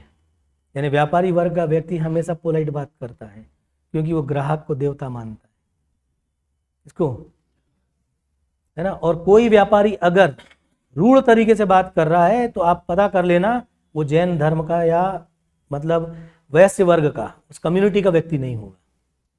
कोई लिफ्ट किया हुआ व्यक्ति जिसने व्यापार खोला होगा वो अकड़ेगा, मेरा व्यापार है ना, तो वो अकड़ेगा तो उसको लोग अकड़ा ही देंगे। फिर बाद में एक बार जाओगे ना, फिर दूसरी बार जाओगे क्या, बोले अकड़ता है कौन जाएगा, तेरे जैसे बहुत सारी दुकानें हैं हमारे पास।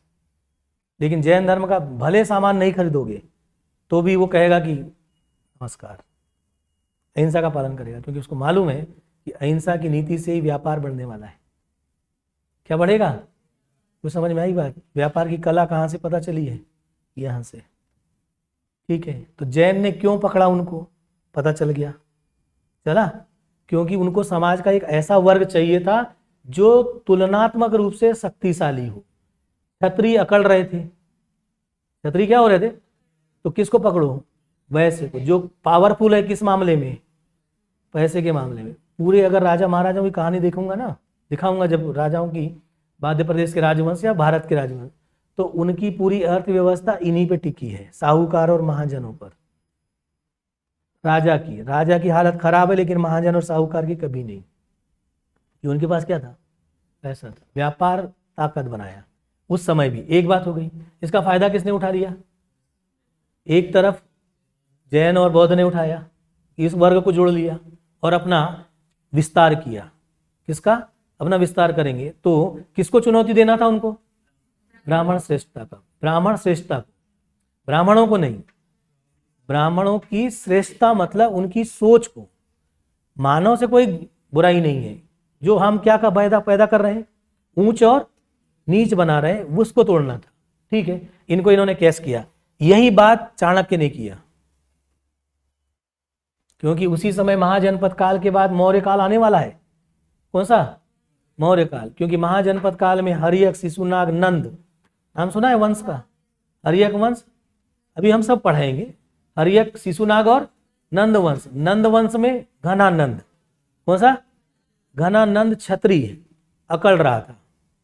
क्या हो रहा था, अकड़ रहा था। तब चाणक्य से अकड़ गया वो, किससे, तो पहले उनने कमजोर होने दिया चाणक्य नीति से, कि किससे युद्ध लड़े, किससे भाई, हाँ, इधर से कौन आया है, सिकंदर। इधर से आगे बढ़ते बढ़ते कहां से बढ़ता आ जा रहा है, मगध से, और यहां पर युद्ध होके उसको पहले कमजोर होने दिया। किसको, घनानंद। यद्यपि सिकंदर वापस लौट गया, क्योंकि व्यास नदी में बाढ़ आ गई थी और उसके सैनिक उतने यूनान से आए थे, वो हताश हो गए थे परिवार से मिलने के लिए। तो उन्होंने कहा हम नहीं लड़ेंगे युद्ध, हम जा रहे हैं वापस। तो सारे सैनिक लौट गए, तो किसको लौटना पड़ गया, सिकंदर को। लेकिन वो घनानंद को इतना कमजोर कर गए कि एक साधारण सा बालक चंद्रगुप्त को आधार बनाकर, कौन, चाणक्य, क्या बन गया, चाणक्य ने उसको राजा बनाया। और उसने भी किसको पकड़ा, समाज के कमजोर वर्गों को पकड़ना शुरू किया। ठीक है, और उनको कहाँ रख लिया, अपनी सेना में, और सेना का आकार क्या कर लिया, बड़ा। तो उन्होंने इस बात को तोड़ दिया। लेकिन आगे जाएंगे तो ये भारत में बहुत सारी खामियां फिर पैदा हो जाएगी। और पूर्व मध्यकाल में राजपूत लोगों का सुना होगा नाम, किसको, राजपूत वंश सुना है कि नहीं, राजपूत काल। उस समय में राजपूतों ने एक कठोर नियम लाया कि युद्ध केवल क्षत्रिय लड़ेंगे, युद्ध केवल क्षत्रिय लड़ेंगे, समाज के अन्य वर्ग के लोग बिल्कुल नहीं लड़ेंगे। इसलिए उनकी सेना का आकार छोटा था। इसी खामी का, कमजोरी का लाभ उठाया मोहम्मद गौरी ने और गजनवी ने। मोहम्मद गौरी और, क्योंकि उन्होंने अपनी सेना में सभी वर्ग के लोगों को शामिल किया जो योग्य थे, चाहे वो शूद्र का हो या वैश्य का हो, मतलब किसी भी जाति का, उनको उससे मतलब नहीं था। इसलिए उनकी सेना का आकार क्या हो गया, बड़ा, और आपकी सेना का आकार छोटा, क्योंकि सेना का आधार छोटा सा वर्ग था जिसको आपने क्या नाम दिया था, क्षत्रिय। इसलिए वो भारत को हरा करके फिर इस्लाम धर्म वाले लोग भारत पर लंबे समय तक राज्य करेंगे। तो कहानी कुछ समझ में आ रही है, ये वर्णों की आ गई है। चलो, तो कौन सा काल चल रहा है, महाजनपद काल। और महाजनपद काल में हमने क्या बना दिया, अब हम थोड़ा समानता लाने लग गए। क्या ला रहे हैं, समानता ला रहे हैं। और जैन और कौन सा आ गया, बौद्ध धर्म आ गया। ठीक, चलो अगला नंबर, इन तीनों का तुलनात्मक अध्ययन किस रूप में देखा हमने? आर्थिक में। अब अगला है जो सबसे ज्यादा क्वेश्चन आने वाला है, वो है सांस्कृतिक। ठीक है, कौन सा? तो तीनों का ही पहले तुलनात्मक अध्ययन करें, ऋग्वैदिक, उत्तर वैदिक और महाजनपद। ठीक है, और महाजनपद तक अब क्या पढ़ना है? सांस्कृतिक। फिर जाकर के इतिहास की शुरुआत करना। आप इतिहास की क्या करोगे? शुरुआत। तो हेडिंग डालो अब, इन तीनों में कौन सा? सांस्कृतिक, ऋग्वैदिक, उत्तर वैदिक और महाजनपद। टाइम तो नहीं हो रहा है? चलेगा ना? अभी सांस्कृतिक तो खत्म कर लेते हैं, ठीक है ना? चलो, अब सांस्कृतिक के पैरामीटर पता होना चाहिए पहले। किसके? सांस्कृतिक के। थोड़ा जल्दी लिख लेंगे, फिर भले समझा देंगे बाद में, है ना? और ये चारों के पैरामीटर आपको पता होना चाहिए। ओके, सांस्कृतिक में पहला नंबर धर्म है ना? पहले नंबर पर क्या? धर्म। पहले नंबर पर धर्म है। धर्म में हम इतने बार उसको सोच रहे हैं कि साइलेंट करेंगे, लेकिन इधर वो उसको साइलेंट करके आते हैं, इधर पढ़ाने लग जाते हैं तो वो भूल ही जा रहे हैं। पता नहीं कितने फोन आने लगे। पहला नंबर धर्म। बताओ ऋग्वैदिक काल में कौन सा धर्म है? ब्राह्मण धर्म। पता हो गया ना अब तो आपको? ब्राह्मण धर्म। ठीक है, उत्तर वैदिक काल में, ओ सॉरी, धर्म में यहाँ पर ब्राह्मण धर्म नहीं है, यहाँ पर प्रकृति पूजक है भाई। कैसे लोग? प्रकृति पूजक लोग हैं। ठीक है ना? प्रकृति पूजक लोग हैं, यानी किसकी पूजा की जाएगी? प्रकृति की पूजा की जाएगी। ठीक, अब आप सोचिए कि ये वाला जो प्रकृति पूजक है, यहाँ पर धर्म के मामले में कैसी स्थिति आई होगी, इस पर थोड़ा सा विचार कर लेते हैं जल्दी से।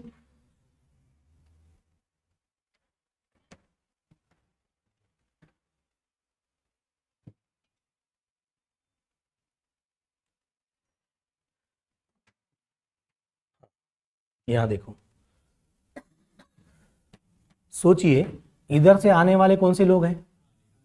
पशुचारक लोग। अब वो तो आर्य मालूम ही हो गया है ना? यहाँ तक की नदी है कौन सी? यमुना नदी। इधर से यहाँ तक का एरिया है। ठीक, अब ये पशुचारक लोग सेंट्रल एशिया से आए। कहाँ से? सेंट्रल एशिया से इधर जब आएंगे, उस एरिया में बहुत कम वर्षा होती है। सेंट्रल एशिया का ज्योग्राफी पढ़ेंगे तब देखेंगे कि पश्चिमी विक्षोभ कैसे आता है। कौन सा? पश्चिमी विक्षोभ कैसा आता है? हेलो, हाँ,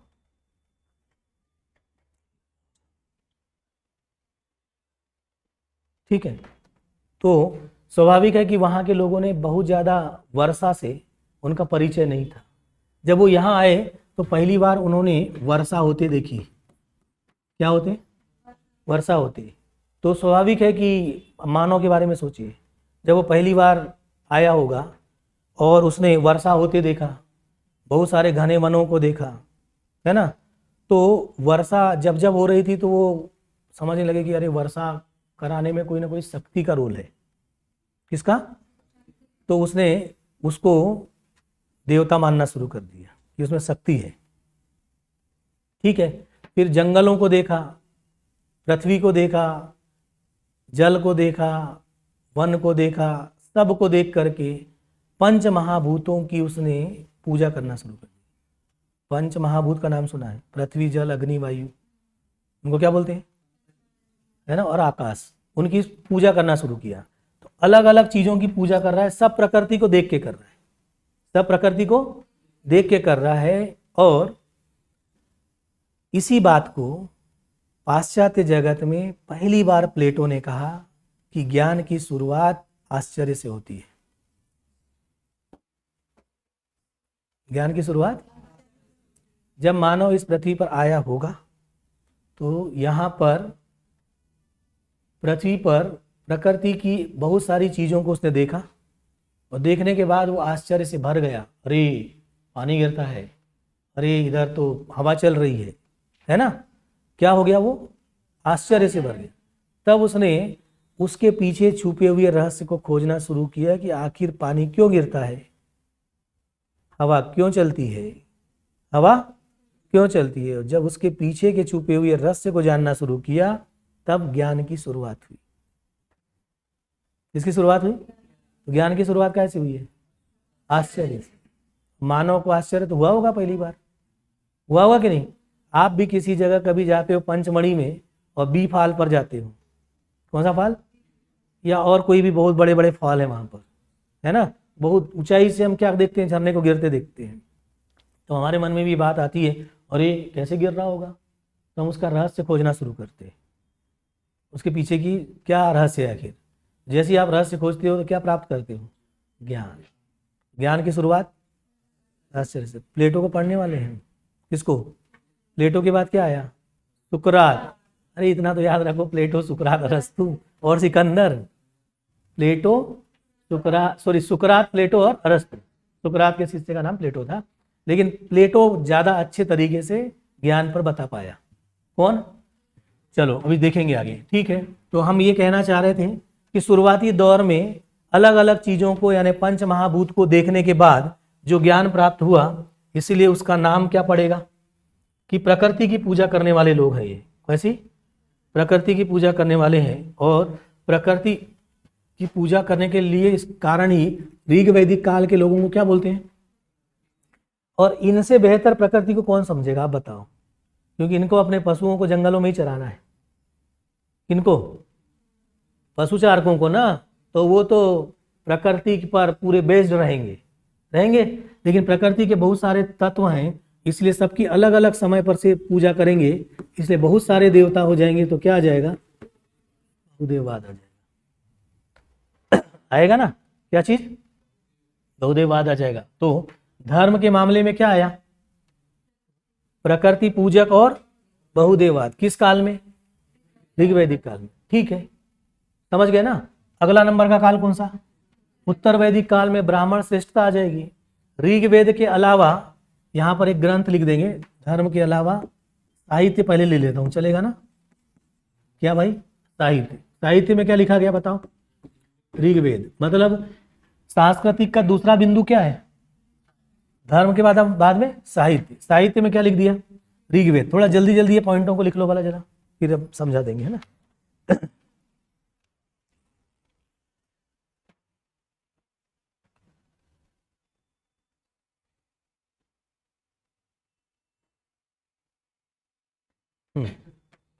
साहित्य में ऋग्वेद लिख दिया।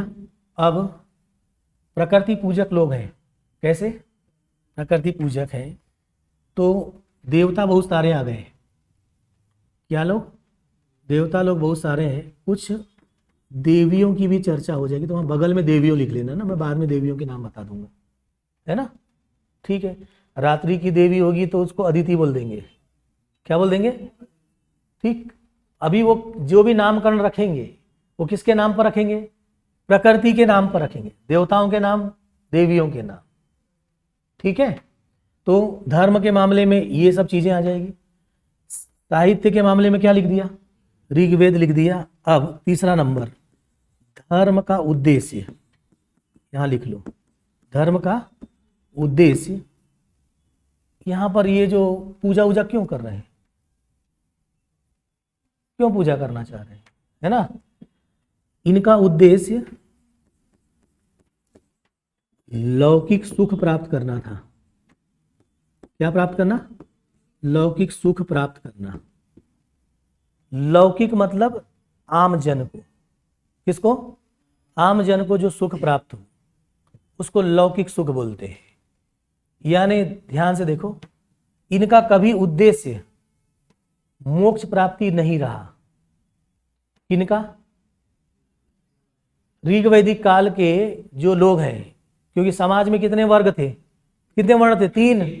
ब्राह्मण, ब्राह्मण यानी विदत है, दूसरा राजन्य यानी बुजुर्ग लोग हैं, और तीसरा सामान्य लोग हैं।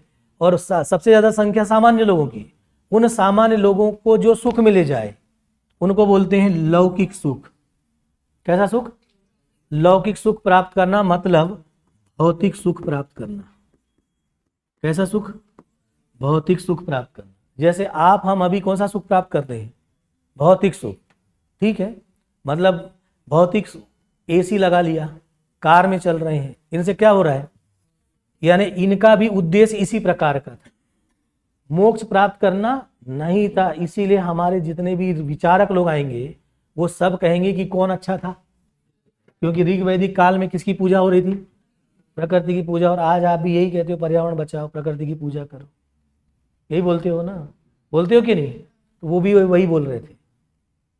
क्या किसकी पूजा करना? प्रकृति की पूजा करेंगे तो बहुत सारे देव आ जाएंगे, बहुदेववाद, उसकी चर्चा आगे कर लेंगे। और एक ही वेद लिखा गया, कौन सा?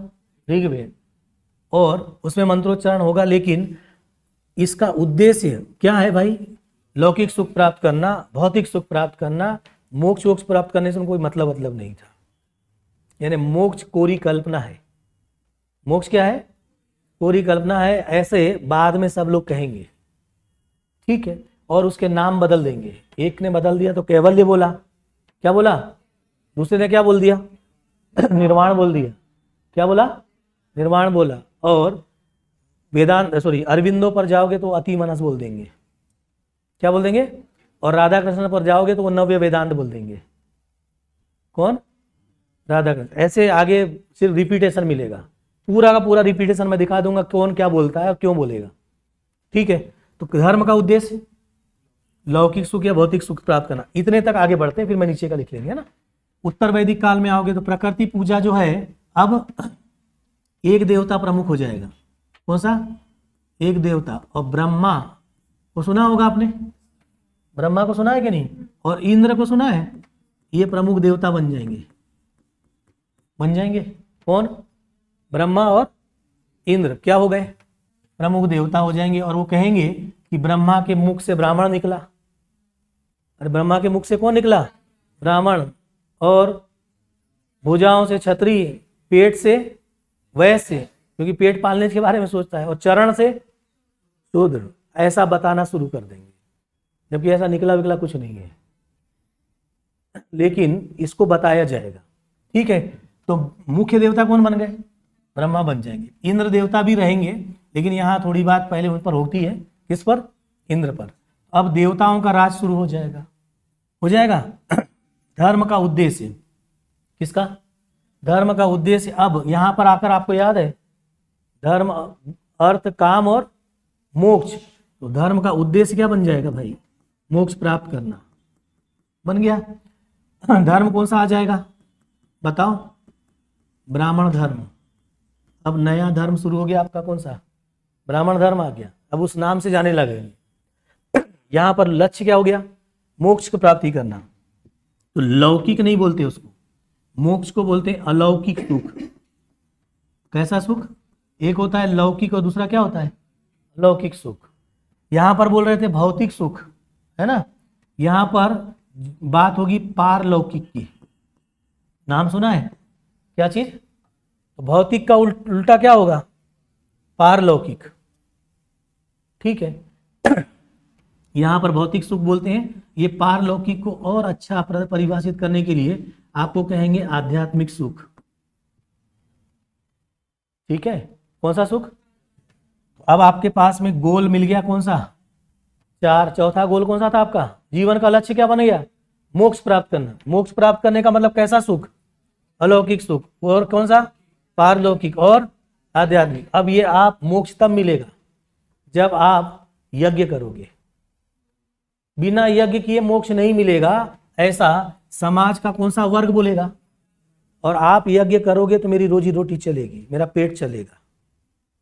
तो कहां से चलेगा? तो ब्राह्मणों ने अपनी रोजी रोटी चलाने के लिए यज्ञ अनुष्ठान को बढ़ावा दिया, और उस यज्ञ अनुष्ठान के चलते समाज के आम लोगों का शोषण होने लगा। जो लक्ष्य के लिए यज्ञ किया गया था वो तो मिला ही नहीं। लक्ष्य क्या था? यज्ञ क्यों कर रहे हो? मोक्ष प्राप्ति करने के लिए। यज्ञ का मतलब कर्मकांड। यज्ञ का मतलब क्या हुआ? कर्मकांड। क्यों करवा रहे हैं? अरे मोक्ष नहीं मिलना है, रोजी रोटी के लिए करा रहे हैं। किसके लिए करा रहे हैं? क्योंकि आप यज्ञ करोगे तब तो मुझे रोजी रोटी मिलेगी ना, ठीक। तो ब्राह्मण वर्ग ने कहा कि हम एक तरफ तो श्रेष्ठ हैं, लेकिन अपना पेट भी पालना है। तो पहले फंसाया किसको? क्षत्रियों को। बोला कि ये अश्वमेध यज्ञ करोगे या राजसूय यज्ञ करोगे तो तुम्हारा क्षेत्र इतना हो जाएगा।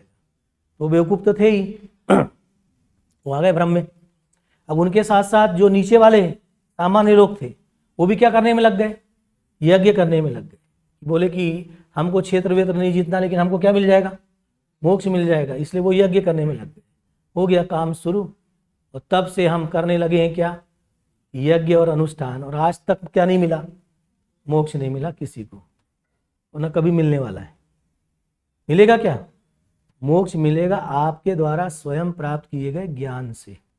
उस ज्ञान को केवल आप ही प्राप्त कर सकते हो। उसको बोलते हैं आत्म साक्षात्कार। क्या बोलते हैं?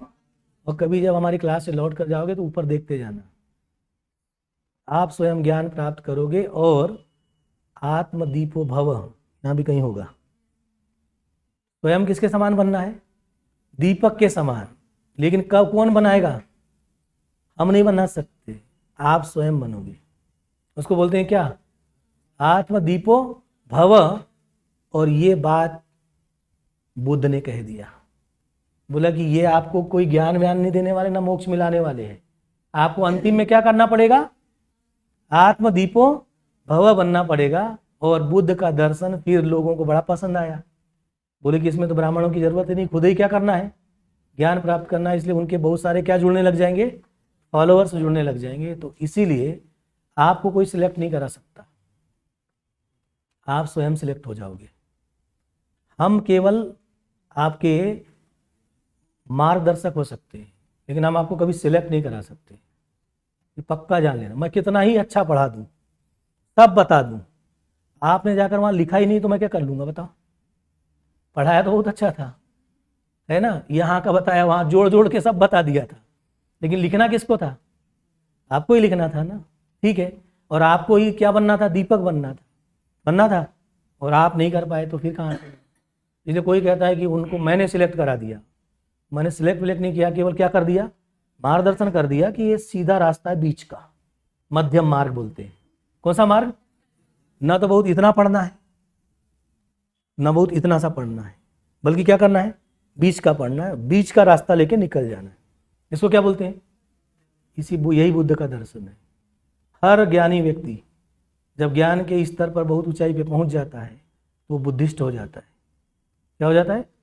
बुद्धिस्ट होता है, वो मध्यम मार्गी होता है। न कभी अतिवादी बात करता है, ना बहुत कम बात करता है। किसकी बात करता है? और किसकी बात करता है? आत्मदीपो भव की बात करता है। भाई, आप में सब शक्ति है, ऐसी कोई शक्ति नहीं जो आपके अंदर नहीं है, सब आपके अंदर छिपा। ठीक है, चलो। तो अब यहाँ से अगला कदम बढ़ जाए। यहाँ पर कौन सा धर्म महत्वपूर्ण हो गया? अब ब्राह्मण धर्म के विरोध में, किसके विरोध में? ब्राह्मण धर्म के विरोध में। तो ब्राह्मण रहेगा कि नहीं? तब तो विरोध करोगे ना, नहीं तो पता चला कि वो धर्म ही नहीं है, विरोध शुरू। तो ब्राह्मण धर्म के विरोध में कौन सा धर्म आया? जैन। किसको बढ़ावा दिया जैन ने? वैश्य वर्ग को। क्यों दिया? क्योंकि आधार क्या करना था? बड़ा करना था। और फिर कौन सा धर्म आ गया? बौद्ध। और बौद्ध धर्म ने सभी को बोला, जितने लोग हैं सबको बोला कि सब आ जाओ।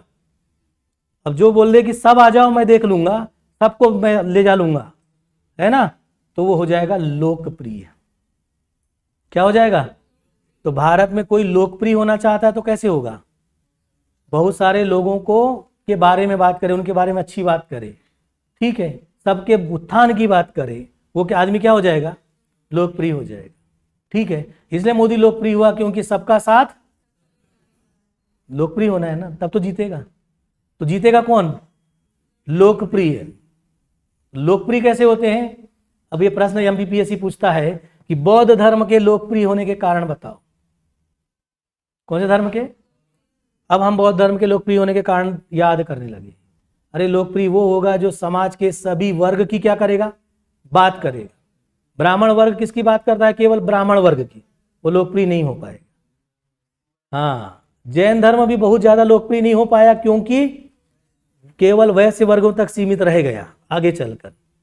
जबकि बौद्ध धर्म ने समाज के सभी वर्गों की बात किया, इसीलिए वो सबसे ज्यादा लोकप्रिय हुआ, न केवल भारत में बल्कि भारत के बाहर भी। इसलिए विश्व धर्म बना कौन?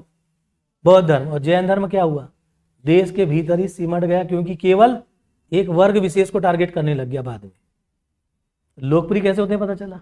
दूसरा मुद्दा आप वह उसका उठाओ जो सबकी कमजोरी है। बुद्ध ने यही किया कि सभी लोगों को देखा कि हर आदमी दुखी है, हर आदमी दुखी है, कोई आदमी ऐसा नहीं है जिसको उसने सुखी देखा था। और उसने केवल दुख के निवारण की बात कहा। किसकी? क्योंकि सभी आदमी क्या थे, दुखी थे। और सबको बोला कि आपको दुख से मुक्त मैं कराऊंगा। सबकी समस्या क्या है, कॉमन समस्या क्या है, दुख है। दुख से मुक्त होने का काम सोचा। ठीक है, जैसे पीएससी के संदर्भ में देखें, किसके सबसे ज्यादा लोगों की समस्या पीटी है। क्या है भाई, सबसे ज्यादा लोगों की समस्या तो पीटी है ना। पहले पीटी तो पास हो जाए, है ना। अब अगर मान लो कि हम पीटी लोगों को पास करा दे, संभव है। सबका दुख का कारण क्या है, पीटी है। अगर हम पीटी पास करा दे, और हम योग्यता रखते हैं नो डाउट, तो इतने बास पास किया है और इतने सारे लोगों को पास कराया है, ठीक है, क्योंकि चारों तरफ से चीज़ों को जोड़ेंगे तो पीटी कभी नहीं रुकता। अगर हम पीटी पास करा दें तो क्या हो जाएंगे, अरे बुद्ध के समान लोकप्रिय हो जाएंगे भाई। ये कॉन्सेप्ट पकड़ो, है ना। तो अब किसकी डूबती नैया पर हाथ रखना पड़ेगा, जिसकी नैया डूब रही है। और किसकी डूब रही है, पीटी के कारण डूब रही है। किसके कारण? तो फिर पता चल गया होगा कि आगे लक्ष्य क्या है, निर्वाण है। अरे बुद्ध का दर्शन क्या, अंतिम लक्ष्य क्या है, आपको निर्वाण प्राप्त कराने के लिए पहले क्या पास कराना पड़ेगा, पीटी, फिर मेंस, और इंटरव्यू तो आपको रोज करना है। आपके समान अच्छा इंटरव्यू देने वाला कोई नहीं होना चाहिए, जितनी बार आप चीजें जोड़ सकते हो। चलो ठीक है, 3 धर्म आ गए। तो निष्कर्ष क्या निकला, महाजनपद काल धार्मिक विविधता का काल था, व्याख्या कीजिए। 5 नंबर का प्रश्न। देखा ही नहीं आपने, इसको भी तो देखो भाई। धार्मिक का मतलब एक से अधिक धर्म आ गए, किस काल में? प्रश्न पूछा 5 नंबर ने, पीएससी वालों ने। क्या प्रश्न पूछा? महाजनपद काल धार्मिक विविधता का काल था, क्या करिए, व्याख्या कीजिए, स्पष्ट कीजिए। कितने आ गए? 3 धर्म आए कि नहीं? प्रश्न क्या बना, देख लिया आपने। इसके अलावा धर्म के विरोध में एक और नया शुरुआत हुआ, उसको बोलते हैं, इनके अलावा महाजनपद काल में उपनिषद की शुरुआत हो गई। किसकी? जो धर्म की जगह दर्शन पर टिका था। किस पर? और इस उपनिषद ने, यानी जो दर्शन है, उसने धर्म की बखिया उधेड़ दी। किसकी? तो धर्म और दर्शन में बहुत अंतर है, अच्छे से याद रखना। धर्म जो है वो टिकता है आस्था पर। किस पर? आस्था पर टिकने का मतलब है वो मान के चलता है। कैसा चलता है? मानकर चलता है कि ब्रह्मा के 4 स्थान अंगों से 4 वर्ण निकला है, ये मान के चलेगा। कैसा चलेगा? मानकर। क्या चलेगा भाई? मैं ब्रह्मा जी का विरोधी नहीं हूं, है ना। कोई अगर फॉलोअर्स हो तो मैं तो पढ़ा रहा हूं बस, लेकिन जो सही है वो बताना चाहता हूं, ठीक है। तो पता चला कि ब्रह्मा जी का विरोध करने के चक्कर में और कोई आ गया, अरे ये तो विरोधी। हम किसी के ना तो विरोधी हैं न किसी के फॉलोअर हैं, हम तो बुद्धिस्ट हैं। जो सही है वो बता देते हैं, वो बीच का मार्ग अपनाते हैं। आप आओगे तो हम हाथ जोड़ लेंगे और जो सही है वो बता देंगे कि यार हमारा मुद्दा ये है। चलो कहाँ पर है भाई मुद्दा? क्या चल रहा था? धर्म की बखिया किसने उधाड़ी? दर्शन ने। क्योंकि धर्म किस पर चलता है? आस्था पर। आपने देखे होंगे धार्मिक लोगों की आस्था अपने धर्म में इतनी ज्यादा होती है कि अगर उनके विरोध में आपने एक शब्द भी बोल दिया तो वो बौखला जाएंगे। क्यों? क्योंकि उनकी क्या है, उस पर आस्था है। जबकि धर्म में हर बात कैसी है, मानकर चलिए कि ब्रह्मा के 4 अंगों से क्या निकल रहे हैं, 4 वर्ण निकल रहे हैं। जबकि दर्शन वाले कहेंगे ब्रह्मा जी को कि निकाल के दिखाओ जरा मेरे सामने, है ना। क्या करो? निकाल के दिखाओ। तो हम तो तभी मानेंगे जब आप निकाल के दिखाओगे, है ना। यानी हम तभी मानेंगे जब हम अपनी आंख से देख लेंगे। किससे देख लेंगे? आंख से। प्रत्यक्ष, प्रति यानी सामने, और अक्ष यानी आंख से। प्रत्यक्ष का मतलब जो आंख के सामने है, जो आंख के सामने दिखेगा मैं उसको मानूंगा, और तुम बताओगे तो मैं नहीं मानूंगा। तुम कहोगे कि ब्रह्मा जी के 4 अंग से 4 निकला है वर्ण, तो आप निकाल के दिखाओ, ब्रह्मा जी को लाओ। किसको लाओ? अरे ब्रह्मा जी है ही नहीं तो कहां से आ जाएंगे? समझ रहे हैं ना आप बात? तो दर्शन किस पे चलता है? प्रत्यक्ष पर। प्रत्यक्ष जो भी होगा वो किस पर आधारित होगा? तर्क पर आधारित। दोनों में कौन अच्छा है? दर्शन। धर्म के विरोध में क्या आया? उपनिषद आया, जो किस पर बेस्ड है? दर्शन पर बेस्ड है। ठीक है। और फिर इसी में धर्म कौन सा था हमारा? ब्राह्मण धर्म। उसके विरोध में कौन आया? जैन। फिर कौन आया? बौद्ध। फिर कौन आया?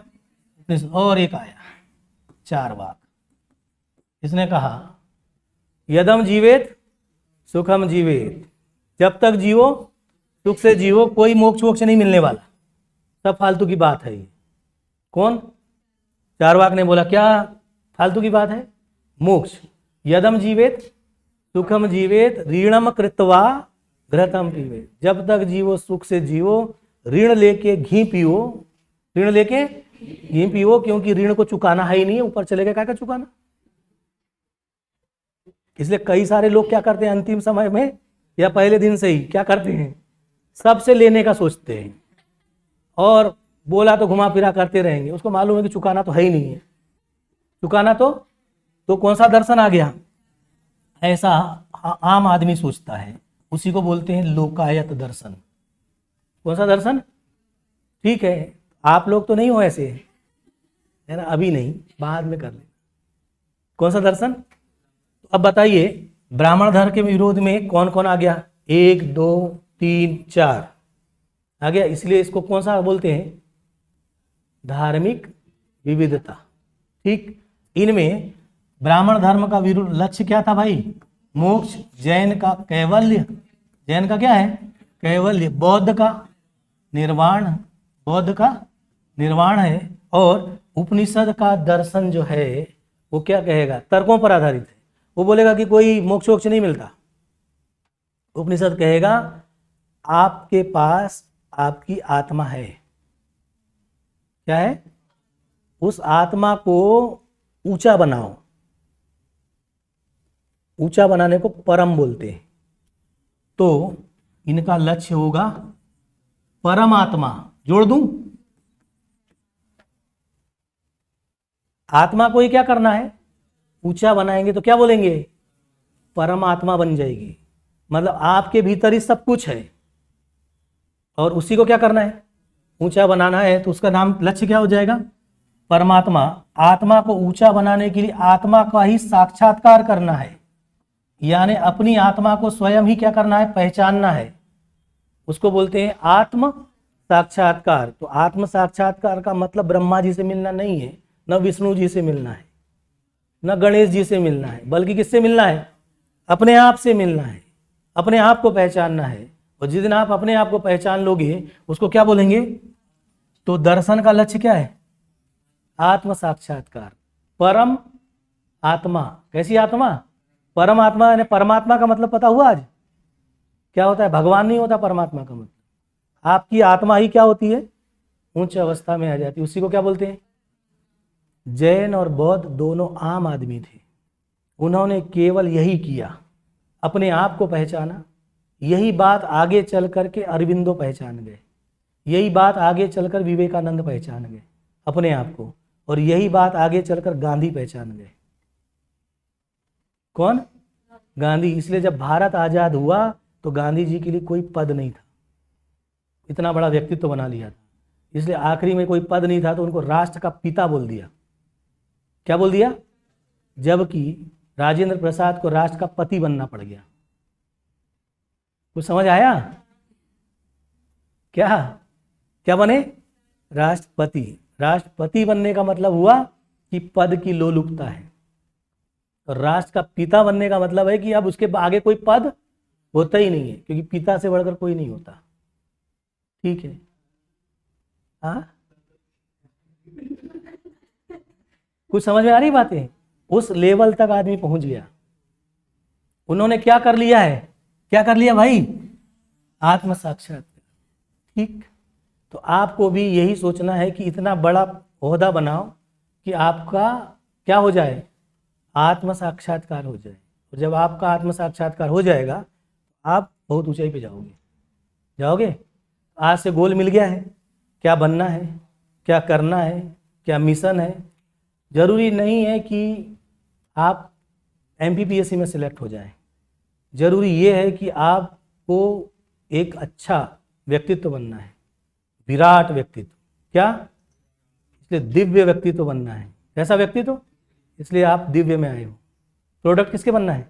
दिव्य का। दिव्य जो होता है वो बहुत विराट होता है, वो छोटा नहीं सोचता, हमेशा क्या सोचता है? बड़ा सोचता है। तो बड़ा सोचो, दिव्य बनो, दिव्य के प्रोडक्ट बनना है। किसके? और अंतिम गोल क्या है?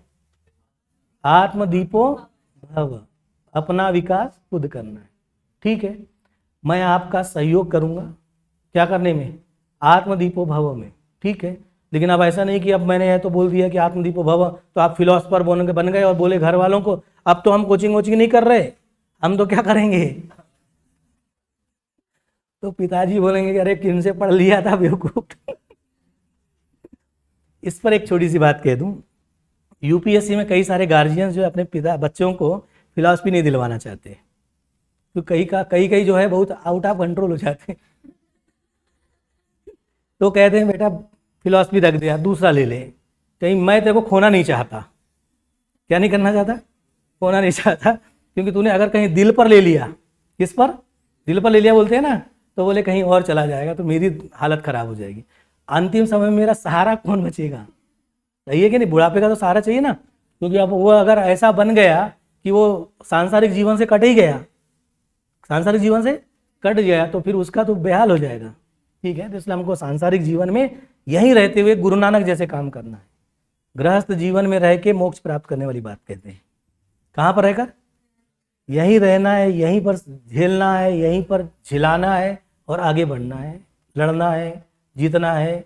आने दीजिए कोरोना, डेल्टा, ओमिक्रॉन और न जाने कितना लड़ेंगे। हाँ, मोक्ष मोक्ष मत सोचो, अब मोक्ष से आगे बढ़ो यार। कौन सा? आत्म साक्षात्कार। कौन सा भाई? अभी क्या है, जब आप धीरे धीरे हमारी दार्शनिक बातों पर आओगे, मतलब हमारा जो दर्शन का लक्ष्य है ना, क्या सुकरात, प्लेटो और अरस्तु, जैन, बौद्ध, फिर शंकराचार्य, उस लेवल को आप बहुत अच्छे से टच कर जाओगे। ठीक है कि मैं भी बार बार मोक्ष बोलूंगा। क्या बोलूंगा? मोक्ष। लेकिन अंदर मेरे क्या है? आत्मदीपो भव, आत्म साक्षात्कार है। भक्ति मार्ग, कर्म मार्ग और ज्ञान मार्ग होता है। कौन सा मार्ग? भक्ति मार्ग वो व्यक्ति करता है जो विकलांग है, दिव्यांग है, कमजोर है, तो कुछ नहीं कर सकता, तो क्या करेगा? जय राम श्री राम करेगा ना, क्योंकि उसके बाद यही विकल्प बचा है। ठीक है, दूसरा कौन सा है? कर्म मार्ग। जो साहसी होता है वो कर्म मार्ग को अपनाता है। ठीक है, और पूरे विश्व में हर जगह जाकर अपने कर्म से प्रचार करेगा, लाखों लोगों को जीवन दान देगा। रोजगार देना भी एक प्रकार का क्या है?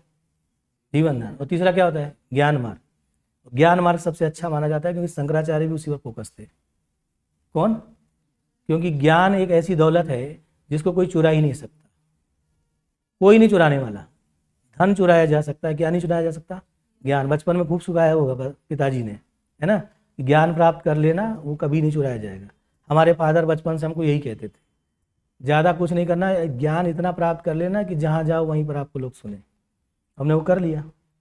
हमारे लिए तो हमारा आत्म साक्षात्कार क्या है? हमारे द्वारा प्राप्त किया गया ज्ञान है। जैन कैवल्य की बात करता है, वो भी ज्ञान की बात करता है कि जिस दिन ज्ञान हो जाएगा, अज्ञानता से बाहर निकलने का, ज्ञान आ जाएगा।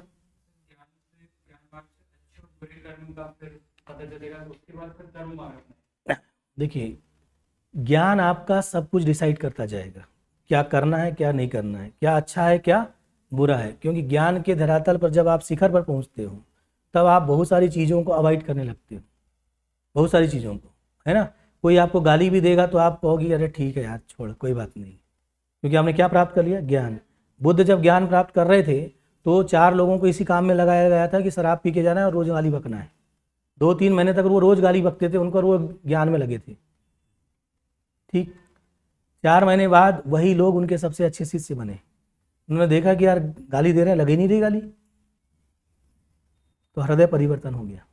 तो किसी का हृदय परिवर्तन कराना है तो गांधी जैसा वही कहते हैं, बुद्ध की बात है ना, कि किसी ने अगर गाल पे एक चाटा मार दिया तो दूसरा गाल दे दो। हमारे में से कितने ऐसे तैयार हैं? है क्या तैयार? नहीं है ना। ठीक है, चलिए, तो ज्ञान के लिए ज्ञान की खोज में लगते हैं, ज्ञान पर काम किया, बहुत सारी बातें हुई, आज बहुत सारी इधर उधर की बातें हो गई, थोड़ा आउट ऑफ सिलेबस भी गए हम, लेकिन अब पता चला कि क्या करना है। ठीक है, तो आज की क्लास यहीं समाप्त करें। नमस्कार।